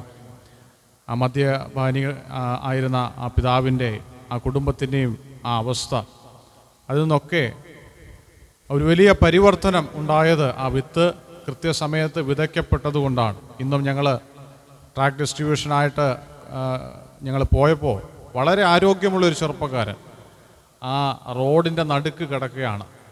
മദ്യപിച്ച്, മദ്യപാനമാണോ മയക്കുമരുന്നാണോ ഒന്നും അറിയില്ല, റോഡിൻ്റെ നടുക്ക് ഇങ്ങനെ കിടക്കുകയാണ്. നല്ല ആരോഗ്യമുള്ളൊരു ചെറുപ്പക്കാരൻ. ഞങ്ങൾ അവിടെ ആ ഒരു ഭവനത്തിൽ കയറിയപ്പോൾ പറഞ്ഞത്, ആ വീട്ടുകാർക്കും നാട്ടുകാർക്കും എല്ലാം ആ വ്യക്തി ഒരു തലവേദനയായി മാറിയിരിക്കുകയാണ്. ഏതോ കേസിൽ പ്രതിയായിട്ട് എന്തോ പരോളെല്ലാം കണ്ട് ഇറങ്ങിയിരിക്കുകയാണ്. വീണ്ടും ജയിലിലേക്ക് തന്നെ പോകേണ്ടതായിട്ടുണ്ട്. അപ്പോൾ ഞാനിങ്ങനെ ആലോചിക്കുകയായിരുന്നു, ഇവരുടെയൊക്കെ ജീവിതത്തിൽ വന്ന മാറ്റങ്ങൾ. മദ്യപാനം അനേകരുടെ ജീവിതത്തെ നശിപ്പിച്ചുകൊണ്ടിരിക്കുകയാണ്. ഇന്നും മദ്യപാനവും മയക്കുമരുന്നും നമുക്ക് അനേകരുടെ ജീവിതത്തെ നശിപ്പിച്ചുകൊണ്ടിരിക്കുന്നാൽ ആ വിത്ത് കൃത്യസമയത്ത് വിതയ്ക്കപ്പെട്ടതുകൊണ്ട് അനേകരുടെ ജീവിതത്തെ അത് രൂപാന്തരപ്പെടുത്തി. നമ്മുടെയും ദൗത്യം അത് തന്നെയാണ്. വെളിയിൽ നിൻ്റെ വേല ചെയ്യുക, വയലിൽ എല്ലാം തീർക്കുക, പിന്നത്തേതിൽ നിൻ്റെ വീട് പണിയുക. നമ്മുടെ കാര്യമല്ല പ്രധാനം, ദൈവത്തിൻ്റെ കാര്യമാണ് പ്രധാനം. ദൈവത്തിൻ്റെ വചനം ആളുകളുടെ ഹൃദയത്തിൽ വിതയ്ക്കുക, അതാണ് നമ്മുടെ ഏറ്റവും വലിയ ദൗത്യം. അത് കഴിഞ്ഞിട്ട് പിന്നത്തേതിൽ നമ്മുടെ കാര്യം ആലോചിക്കാം. വളരെ കൃത്യമായിട്ടുള്ള വാക്കുകളാണ്. നമുക്കൊരു വലിയ ഒരു ചലഞ്ചായിട്ട്, ഒരു വെല്ലുവിളിയായിട്ട് ഇരിക്കുകയാണ്. എസ്കേലിൻ്റെ കാലത്ത് സംഘം കൂടി വരുന്നത് പോലെ അവർ ആ എസെക്കിയേൽ പ്രവാചകൻ്റെ അടുത്ത് വന്നു. ഒരു ക്ലബ്ബ് കൂടുന്നത് പോലെ, അതുപോലെ നമ്മൾ കൂടി വരുവാനായിട്ടല്ല ഇവിടെ വന്നിരിക്കുന്നത്. അവർ ചെയ്തത് വായ് കൊണ്ട് അവർ വളരെ സ്നേഹം കാണിക്കുന്നു, ഹൃദയമോ ദുരാഗ്രഹത്തെ പിന്തുടരുന്നു. നീ അവർക്ക് മധുരസ്വരവും വാദ്യ നൈപുണ്യമുള്ള ഒരുത്തൻ്റെ പ്രേമഗീതം പോലെ ഇരിക്കുന്നു. അവർ നിൻ്റെ വചനങ്ങളെ കേൾക്കുന്നു, ചെയ്യുന്നില്ല താനും. പലപ്പോഴും ഞാനിങ്ങനെ ആലോചിക്കരുത്, നമ്മുടെ മെസ്സേജുകളൊക്കെ കേൾക്കുമ്പോൾ നമുക്ക് മധുരസ്വരവും വാദ്യ നൈപുണ്യമാണ് നമുക്ക് തോന്നുന്നത്, പക്ഷേ ചെയ്യുവാനായിട്ട് നമുക്ക് മനസ്സില്ല. എന്നെയും കൂടെ ചേർത്താണ് ഞാൻ പറയുന്നത്. അപ്പോൾ ഇത് വലിയ ഒരു വെല്ലുവിളിയായിട്ടിരിക്കുന്നു. ഒരു സംഘം കൂടി വരുന്ന പോലെ നമ്മൾ കൂടി വന്നിട്ട് കാര്യമില്ല. കേൾക്കുന്ന വാക്കുകൾ, വചനം അത് അനുസരിക്കണം. അങ്ങനെ നമ്മൾ വിത്തുകൾ വിതയ്ക്കുമ്പോൾ സ്വർഗത്തിൽ വലിയ സന്തോഷമുണ്ടാകുന്നു. മാനസാന്തരം പെടുന്ന ഒരു പാപിയോർത്ത് സ്വർഗത്തിൽ വലിയ സന്തോഷമുണ്ടാകുന്നു. അതിന് നാം എല്ലാവരും കാരണക്കാരായി തീരണം എന്നതാണ് ഇന്ന് തൻ്റെ സന്ദേശത്തിൻ്റെ രത്നചുരുക്കമെന്ന് പറയുന്നത്. നമുക്ക് വരുന്ന ആളുകളിൽ അപ്രകാരം ദൈവവചനം കേട്ട് നമ്മളെ തന്നെ ചതിക്കാതെ അത് പാലിക്കുന്നവരായി തീരുവാനായിട്ട് നമുക്കധികം പരിശ്രമിക്കാം. ദൈവം നമ്മെ സഹായിക്കട്ടെ. അനുഗ്രഹീതമായ ആലോചനകൾ ഇന്നും പങ്കുവയ്ക്കുവാനായിട്ട് പ്രിയ ജോജോ അങ്കിളിലും ദൈവം ഇടയാക്കി തീർത്തു. കർത്താവിനെ ഓർത്ത് ഞാൻ ദൈവത്തെ സ്തുതിക്കുന്നു. വരുന്ന ആളുകളിലും അനുഗ്രഹീതമായ നിലകളിൽ, വിവിധ നിലകളിൽ ദൈവം എടുത്ത് കർത്താവിനെ എടുത്ത് ഉപയോഗിക്കട്ടെ എന്ന് ആശംസിക്കുകയും പ്രാർത്ഥിക്കുകയും ചെയ്യും. അതുപോലെ തന്നെ ഇന്ന് ഗാനങ്ങൾ ആലപിച്ച പ്രിയ സഹോദരനോടുള്ള നന്ദിയും പ്രത്യേകിച്ച് സന്തോഷിച്ചാനോടും ഫേബ മോളോടുള്ള നന്ദിയെ ഞാൻ ഈ സമയത്ത് അറിയിക്കുന്നു. അവരെയും ദൈവം ധാരാളമായിട്ട് അനുഗ്രഹിക്കുമാറാകട്ടെ എന്ന് ആശംസിക്കുന്നു. കടന്നു വന്ന എല്ലാവരോടുള്ള നന്ദി അറിയിക്കുന്നു. വിവിധ സ്ഥാനങ്ങളിൽ നിന്ന് പലരും വളരെ റെഗുലറായിട്ട് കടന്നു വരുന്നവരാണ്. അവരെല്ലാം ഓർത്ത് ഞാൻ ദൈവത്തെ സ്തുതിക്കുന്നു. നിങ്ങൾ ഈ മിനിസ്ട്രിക്ക് വേണ്ടി പ്രാർത്ഥിക്കുന്നവരാണ്. തുടർന്നും പ്രാർത്ഥനയെ ഞങ്ങളെ വഹിക്കണം എന്ന് അപേക്ഷിക്കുന്നു. ഇപ്പോൾ നമുക്ക് പ്രാർത്ഥിച്ച് ഈ മീറ്റിംഗ് അവസാനിപ്പിക്കാം. കിളിമാനൂർ കർത്താവിൻ്റെ പേരിലായിരിക്കുന്ന ബ്രദർ സാംജി ജോർജ് മുന്നോട്ട് കടന്നു വന്ന് പ്രാർത്ഥിച്ച് ആശീർവാദം പറഞ്ഞ് ഈ മീറ്റിംഗ് ഇപ്പോൾ അവസാനിപ്പിക്കുന്നതാണ്. ഞങ്ങളുടെ സ്വർഗീയ പിതാവേ, തിരുനാമത്തിനായി നന്ദിയോടെ ഞങ്ങൾ അങ്ങേ സ്തുതിക്കുന്നു, സ്തോത്രം ചെയ്യുന്നു. ഇന്ന് പ്രഭാതത്തിൽ കർത്താവെ ഞങ്ങൾക്ക് വിവിധ സ്ഥലം സഭകളിൽ കർത്താവിനെ ആരാധിക്കുവാൻ, സത്യത്തിലും ആത്മാവിലും കർത്താവെ അങ്ങേ സ്തുതിക്കുവാനും മഹത്വപ്പെടുത്തുവാനും കർത്താവ് ഞങ്ങൾക്ക് നൽകിയ കൃപയ്ക്കായി നന്ദിയോടെ ഞങ്ങൾ അങ്ങേ സ്തുതിക്കുന്നു, സ്തോത്രം ചെയ്യുന്നു. കർത്താവെ, ഈ വൈകുന്നേര സമയത്ത് ദൈവമേ TBF ഒരുക്കിയ ഈ ബൈബിൾ പഠന ക്ലാസ്സിലേക്ക് ഞങ്ങൾക്ക് കടന്നു വരുവാൻ തക്കോണം കർത്താവ് സഹായിച്ചുവല്ലോ. ദേശത്തിൻ്റെ വിവിധ ഭാഗങ്ങളിൽ നിന്ന് കർത്താവിൻ്റെ മക്കളെ ക്ഷേമത്തോടുകൂടെ കർത്താവ് കൂട്ടിവരുത്തിയ കൃപയ്ക്കായി നന്ദിയോടെ സ്തോത്രം. ഇന്ന് രാത്രിയിലും കർത്താവെ, അങ്ങയുടെ സ്നേഹം ഞങ്ങൾക്ക് അനുഭവിക്കുവാൻ, അങ്ങയുടെ ദയയും അങ്ങയുടെ ദീർഘക്ഷമയും കർത്താവെ അങ്ങയുടെ തേജസ്സും ഞങ്ങൾക്ക് കണ്ട് ദൈവത്തെ സ്തുതിക്കുവാൻ ദൈവം ഞങ്ങളെ സഹായിച്ച കൃപയ്ക്കായി നന്ദിയോടെ ഞങ്ങൾ അങ്ങേ സ്തുതിക്കുന്നു, സ്തോത്രം ചെയ്യുന്നു. കർത്താവെ, ഞങ്ങൾക്കറിയാം വളരെ സംഭവബഹുലമായിട്ടുള്ള ഒരു കാലഘട്ടത്തിലാണ് ഞങ്ങൾ ജീവിക്കുന്നത്. കർത്താവെ, എവിടെയും നിരാശയും ബുദ്ധിമുട്ടും പ്രയാസവും ദുഃഖവും നിറഞ്ഞുകൊണ്ടിരിക്കുകയാണ്. എന്നാൽ കർത്താവെ, അങ്ങയുടെ മക്കളായ ഞങ്ങൾക്ക് ദൈവമേ ആശ്വാസം കർത്താവിൻ്റെ വചനത്തിലൂടെ നൽകുന്നതിനായി നന്ദിയോടെ സ്തോത്രം ചെയ്യുന്നു. കർത്താവ് ഞങ്ങളെ മുറ്റും കരുതുന്നതിനായി നന്ദിയോടെ സ്തോത്രം ചെയ്യുന്നു. കർത്താവെ, ഞങ്ങൾക്ക് സന്തോഷവും സമാധാനവും ഞങ്ങളുടെ ജീവിതത്തിലും ഹൃദയത്തിലും കർത്താവ് നിറച്ചിരിക്കുന്നതിനായി നന്ദിയോടെ സ്തോത്രം ചെയ്യുന്നു. ഇന്ന് രാത്രിയിലും കർത്താവെ, ഈ രീതിയിൽ അനുഗ്രഹിക്കപ്പെട്ട ഈ ശുശ്രൂഷയുടെ പങ്കാളിത്തം ഞങ്ങൾക്ക് ഏവർക്കും വഹിക്കുവാൻ കർത്താവ് സഹായിച്ചുവല്ലോ. പ്രാരംഭത്തിൽ അനുഗ്രഹിക്കപ്പെട്ട ഗാനങ്ങൾ ദൈവമേ പ്രിയദാസനിലൂടെയും പ്രിയ മകളിലൂടെയും പിന്നെ ഞങ്ങൾക്ക് എല്ലാവർക്കും ഒരുമിച്ച് പാടിയും കർത്താവിനെ സ്തുതിക്കുവാൻ ദൈവം ഇടയാക്കിയല്ലോ. നന്ദിയോടെ ദൈവത്തെ സ്തുതിക്കുന്നു, സ്തോത്രം ചെയ്യുന്നു. അതിനുശേഷം കർത്താവെ, അങ്ങയുടെ വചനത്തിൻ്റെ മുൻപാകെ ഞങ്ങൾ ഇരിക്കുകയായിരുന്നു. ദൈവമേ, അങ്ങയുടെ ദാസനെ ഞങ്ങളുടെ മധ്യത്തിൽ വചനം നൽകി അയച്ച കൃപയ്ക്കായി നന്ദിയോടെ സ്തോത്രം. ഇന്ന് രാത്രി കർത്താവെ, അനുഗ്രഹിക്കപ്പെട്ട അങ്ങയുടെ വചനം പ്രിയദാസനിലൂടെ കർത്താവ് ഞങ്ങളെ കേൾപ്പിച്ചതിനായി നന്ദിയോടെ സ്തോത്രം ചെയ്യുന്നു. ദൈവമേ, സുവിശേഷം അറിയിക്കേണ്ടതിൻ്റെ ആവശ്യകതയെക്കുറിച്ച് ദൈവമേ ഞങ്ങളെ ബോധവാന്മാരാക്കിയ കൃപയ്ക്കായി നന്ദിയോടെ സ്തോത്രം ചെയ്യുന്നു. പലപ്പോഴും കർത്താവെ, ഈ നല്ല സുവിശേഷം ഞങ്ങൾ മറ്റുള്ളവരോട് പങ്കുവയ്ക്കാതെ കർത്താവെ അത് ഞങ്ങളിൽ തന്നെ ഒതുക്കി വയ്ക്കുന്ന ഒരു പ്രവണതയാണ് ഞങ്ങൾ കാണിക്കുന്നത് കർത്താവെ. എന്നാൽ ഇനി അങ്ങനെയല്ല ദൈവമേ, ഈ നല്ല സുവിശേഷം ദേശത്തെ മാറ്റിമറിക്കുന്ന സുവിശേഷം, ദൈവമേ മനുഷ്യൻ്റെ ജീവിതത്തിൽ പരിവർത്തനം നൽകുന്ന ഈ സുവിശേഷം, ഞങ്ങളുടെ ജീവിതത്തെ മാറ്റിമറിച്ച ഈ മഹാസന്തോഷമായ സുവിശേഷം കർത്താവെ, ഞങ്ങൾ മറ്റുള്ളവരോട് പങ്കുവയ്ക്കുവാൻ, ഞങ്ങളുടെ അയൽവക്കക്കാരോട്, സുഹൃത്തുക്കളോട്, ഞങ്ങൾ കണ്ടുമുട്ടുന്നവരോട് ഏവരോടും കർത്താവെ ഈ സുവിശേഷത്തിൻ്റെ സാക്ഷ്യം വഹിക്കുവാൻ കർത്താവ് ഞങ്ങളെ സഹായിക്കണം എന്ന് പ്രാർത്ഥിക്കുന്നു.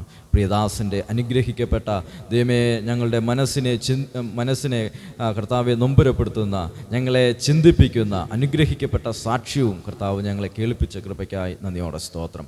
പ്രിയദാസന് ദൈവവരങ്ങൾ സമർപ്പിച്ച് പ്രാർത്ഥിക്കുന്നു. തന്നെയും തൻ്റെ കുടുംബത്തെയും ശുശ്രൂഷയും ദൈവം ധാരാളമായി അനുഗ്രഹിക്കണമേ എന്ന് പ്രാർത്ഥിക്കുന്നു. കഴിഞ്ഞ നാളുകളിൽ കേരളത്തിൻ്റെ വിവിധ ഭാഗങ്ങളിൽ ശുശ്രൂഷയോടുള്ള ബന്ധത്തിൽ കടന്നു പോകുവാൻ കർത്താവ് സഹായിച്ചുവല്ലോ. ദൈവമേ, പല കവലകളിൽ നിന്ന് കർത്താവിൻ്റെ വചനം ഘോഷിക്കുവാൻ കർത്താവിൻ്റെ ദാസന് ദൈവം സഹായിച്ചുവല്ലോ. ദൈവമേ, ഇന്ത്യയുടെ വിവിധ ഭാഗങ്ങളിൽ കർത്താവിൻ്റെ വചനവുമായി പോകുവാൻ ദൈവം സഹായിച്ചുവല്ലോ. അവിടെ എല്ലാം ദൈവം ഏറിയ കൃപയും നിശ്ചയവും നൽകിയതിനായി നന്ദിയോടെ സ്തോത്രം. ഇനിയും ആ രീതിയിൽ കർത്താവെ അങ്ങയുടെ വചനം ശുശ്രൂഷിക്കുവാൻ അങ്ങയുടെ വേലയിൽ ദൈവം എടുത്തുപയോഗിക്കണമേ എന്ന് പ്രാർത്ഥിക്കുന്നു. തൻ്റെ കുടുംബത്തെ ദൈവം അനുഗ്രഹിക്കണമേ എന്ന് പ്രാർത്ഥിക്കുന്നു. ശുശ്രൂഷ മേഖലകളെ കർത്താവ് അനുഗ്രഹിക്കണമേ എന്ന് പ്രാർത്ഥിക്കുന്നു. കർത്താവെ, അനേകം ആത്മാക്കളെ ക്രിസ്തുവിങ്കിലേക്ക് നയിക്കുന്ന അനുഗ്രഹിക്കപ്പെട്ട ശുശ്രൂഷകൾ പ്രിയദാസനിലൂടെ കർത്താവ് നിർവഹിക്കണം എന്ന് ഞങ്ങൾ പ്രാർത്ഥിക്കുന്നു. ഒരിക്കൽ കൂടി പ്രിയദാസനെയും കുടുംബത്തെയും ദൈവവരങ്ങൾ സമർപ്പിച്ച് പ്രാർത്ഥിക്കുന്നു. ഇന്ന് രാത്രിയിലും കർത്താവെ ദൈവമേ, പ്രിയപ്പെട്ടവർക്ക് വിവിധ സ്ഥലങ്ങളിൽ നിന്ന് ഞങ്ങൾക്ക് കൂടി വരുവാൻ തക്കോണം ഇടയാക്കിയല്ലോ. കർത്താവെ, ഒരു അനുഗ്രഹിക്കപ്പെട്ട ശുശ്രൂഷയിൽ പങ്കാളിത്തം വഹിക്കുവാൻ കർത്താവ് സഹായിച്ചുവല്ലോ. കടന്നു വന്ന എല്ലാ പ്രിയപ്പെട്ടവരെയും ദൈവം അനുഗ്രഹിക്കണമേ എന്ന് പ്രാർത്ഥിക്കുന്നു. ദൈവമേ, ഞങ്ങൾ വചനം കേട്ട് മറന്നു പോകുന്നവരായിട്ടല്ല, കേട്ട വചനം ദൈവമേ ഞങ്ങളുടെ പ്രായോഗിക തലത്തിൽ കൊണ്ടുവന്ന് ദൈവനാമ മഹത്വത്തിനു വേണ്ടി അത് പ്രവർത്തിക്കുന്നവരായി തീരുവാൻ കർത്താവ് ഞങ്ങളെ സഹായിക്കണമേ എന്ന് പ്രാർത്ഥിക്കുന്നു. വിശേഷാൽ ദൈവമേ, ഈ TBF എന്ന ഈ ശുശ്രൂഷയെ ഓർത്ത് പ്രാർത്ഥിക്കുന്നു. ഇതിന് ചുമതല വഹിക്കുന്ന കർത്താവിൻ്റെ ദാസന്മാരെ ഓർത്ത് പ്രാർത്ഥിക്കുന്നു. ഈ മെഡിക്കൽ കോളേജിൻ്റെ വിവിധ ഭാഗങ്ങളിൽ കർത്താവെ കഴിഞ്ഞ നാളുകളിൽ സുവിശേഷം അറിയിക്കുവാൻ ദൈവമേ, അങ്ങയുടെ സാക്ഷ്യം വഹിക്കുവാൻ പ്രിയപ്പെട്ടവരെ ദൈവം എടുത്തുപയോഗിച്ചതിനായി സ്തോത്രം ചെയ്യുന്നു. ഈ ശുശ്രൂഷയെ ദൈവം ധാരാളമായി അനുഗ്രഹിക്കണമേ എന്ന് പ്രാർത്ഥിക്കുന്നു. ഇത് മുഖാന്തരം അനേകം വ്യക്തികൾ ക്രിസ്തുവിനെ കാണുവാൻ, പിതാവെ അങ്ങയുടെ രാജ്യത്തിന് അവകാശികളായി തീരുവാൻ കർത്താവ് സഹായിക്കണമേ എന്ന് പ്രാർത്ഥിക്കുന്നു. ദൈവമേ, എല്ലാ നന്മയും കർത്താവിൻ്റെ കരങ്ങളിൽ സമർപ്പിക്കുകയാണ്. എല്ലാ സ്തുതിയും സ്തോത്രവും ബഹുമാനവും കർത്താവിൻ്റെ കരങ്ങളിൽ സമർപ്പിക്കുകയാണ്. ദൈവമേ, സ്തുതി സ്തോത്ര ബഹുമാനങ്ങൾ അങ്ങയുടെ കരങ്ങളിൽ സമർപ്പിക്കുന്നു. ഞങ്ങളുടെ പ്രാർത്ഥന കേട്ടതിനായി നന്ദി പറയുന്നു. യേശു ക്രിസ്തുവിൻ്റെ വിലയേറിയ നാമത്തിൽ തന്നെ ആമേൻ. സ്തോത്രം. ത്രിയേക ദൈവത്തിൻ്റെ സ്നേഹവും കൃപയും കൂട്ടായ്മയും വചനം സംസാരിച്ച ദൈവദാസനോടും വചനം കേട്ട ഞങ്ങളോടോരുത്തരോടും ലോകമെമ്പാടുമുള്ള വിശുദ്ധ ഗണത്തോടും എപ്പോഴും എല്ലായ്പ്പോഴും ഉണ്ടായിരിക്കുമാറാകട്ടെ. ആമേൻ.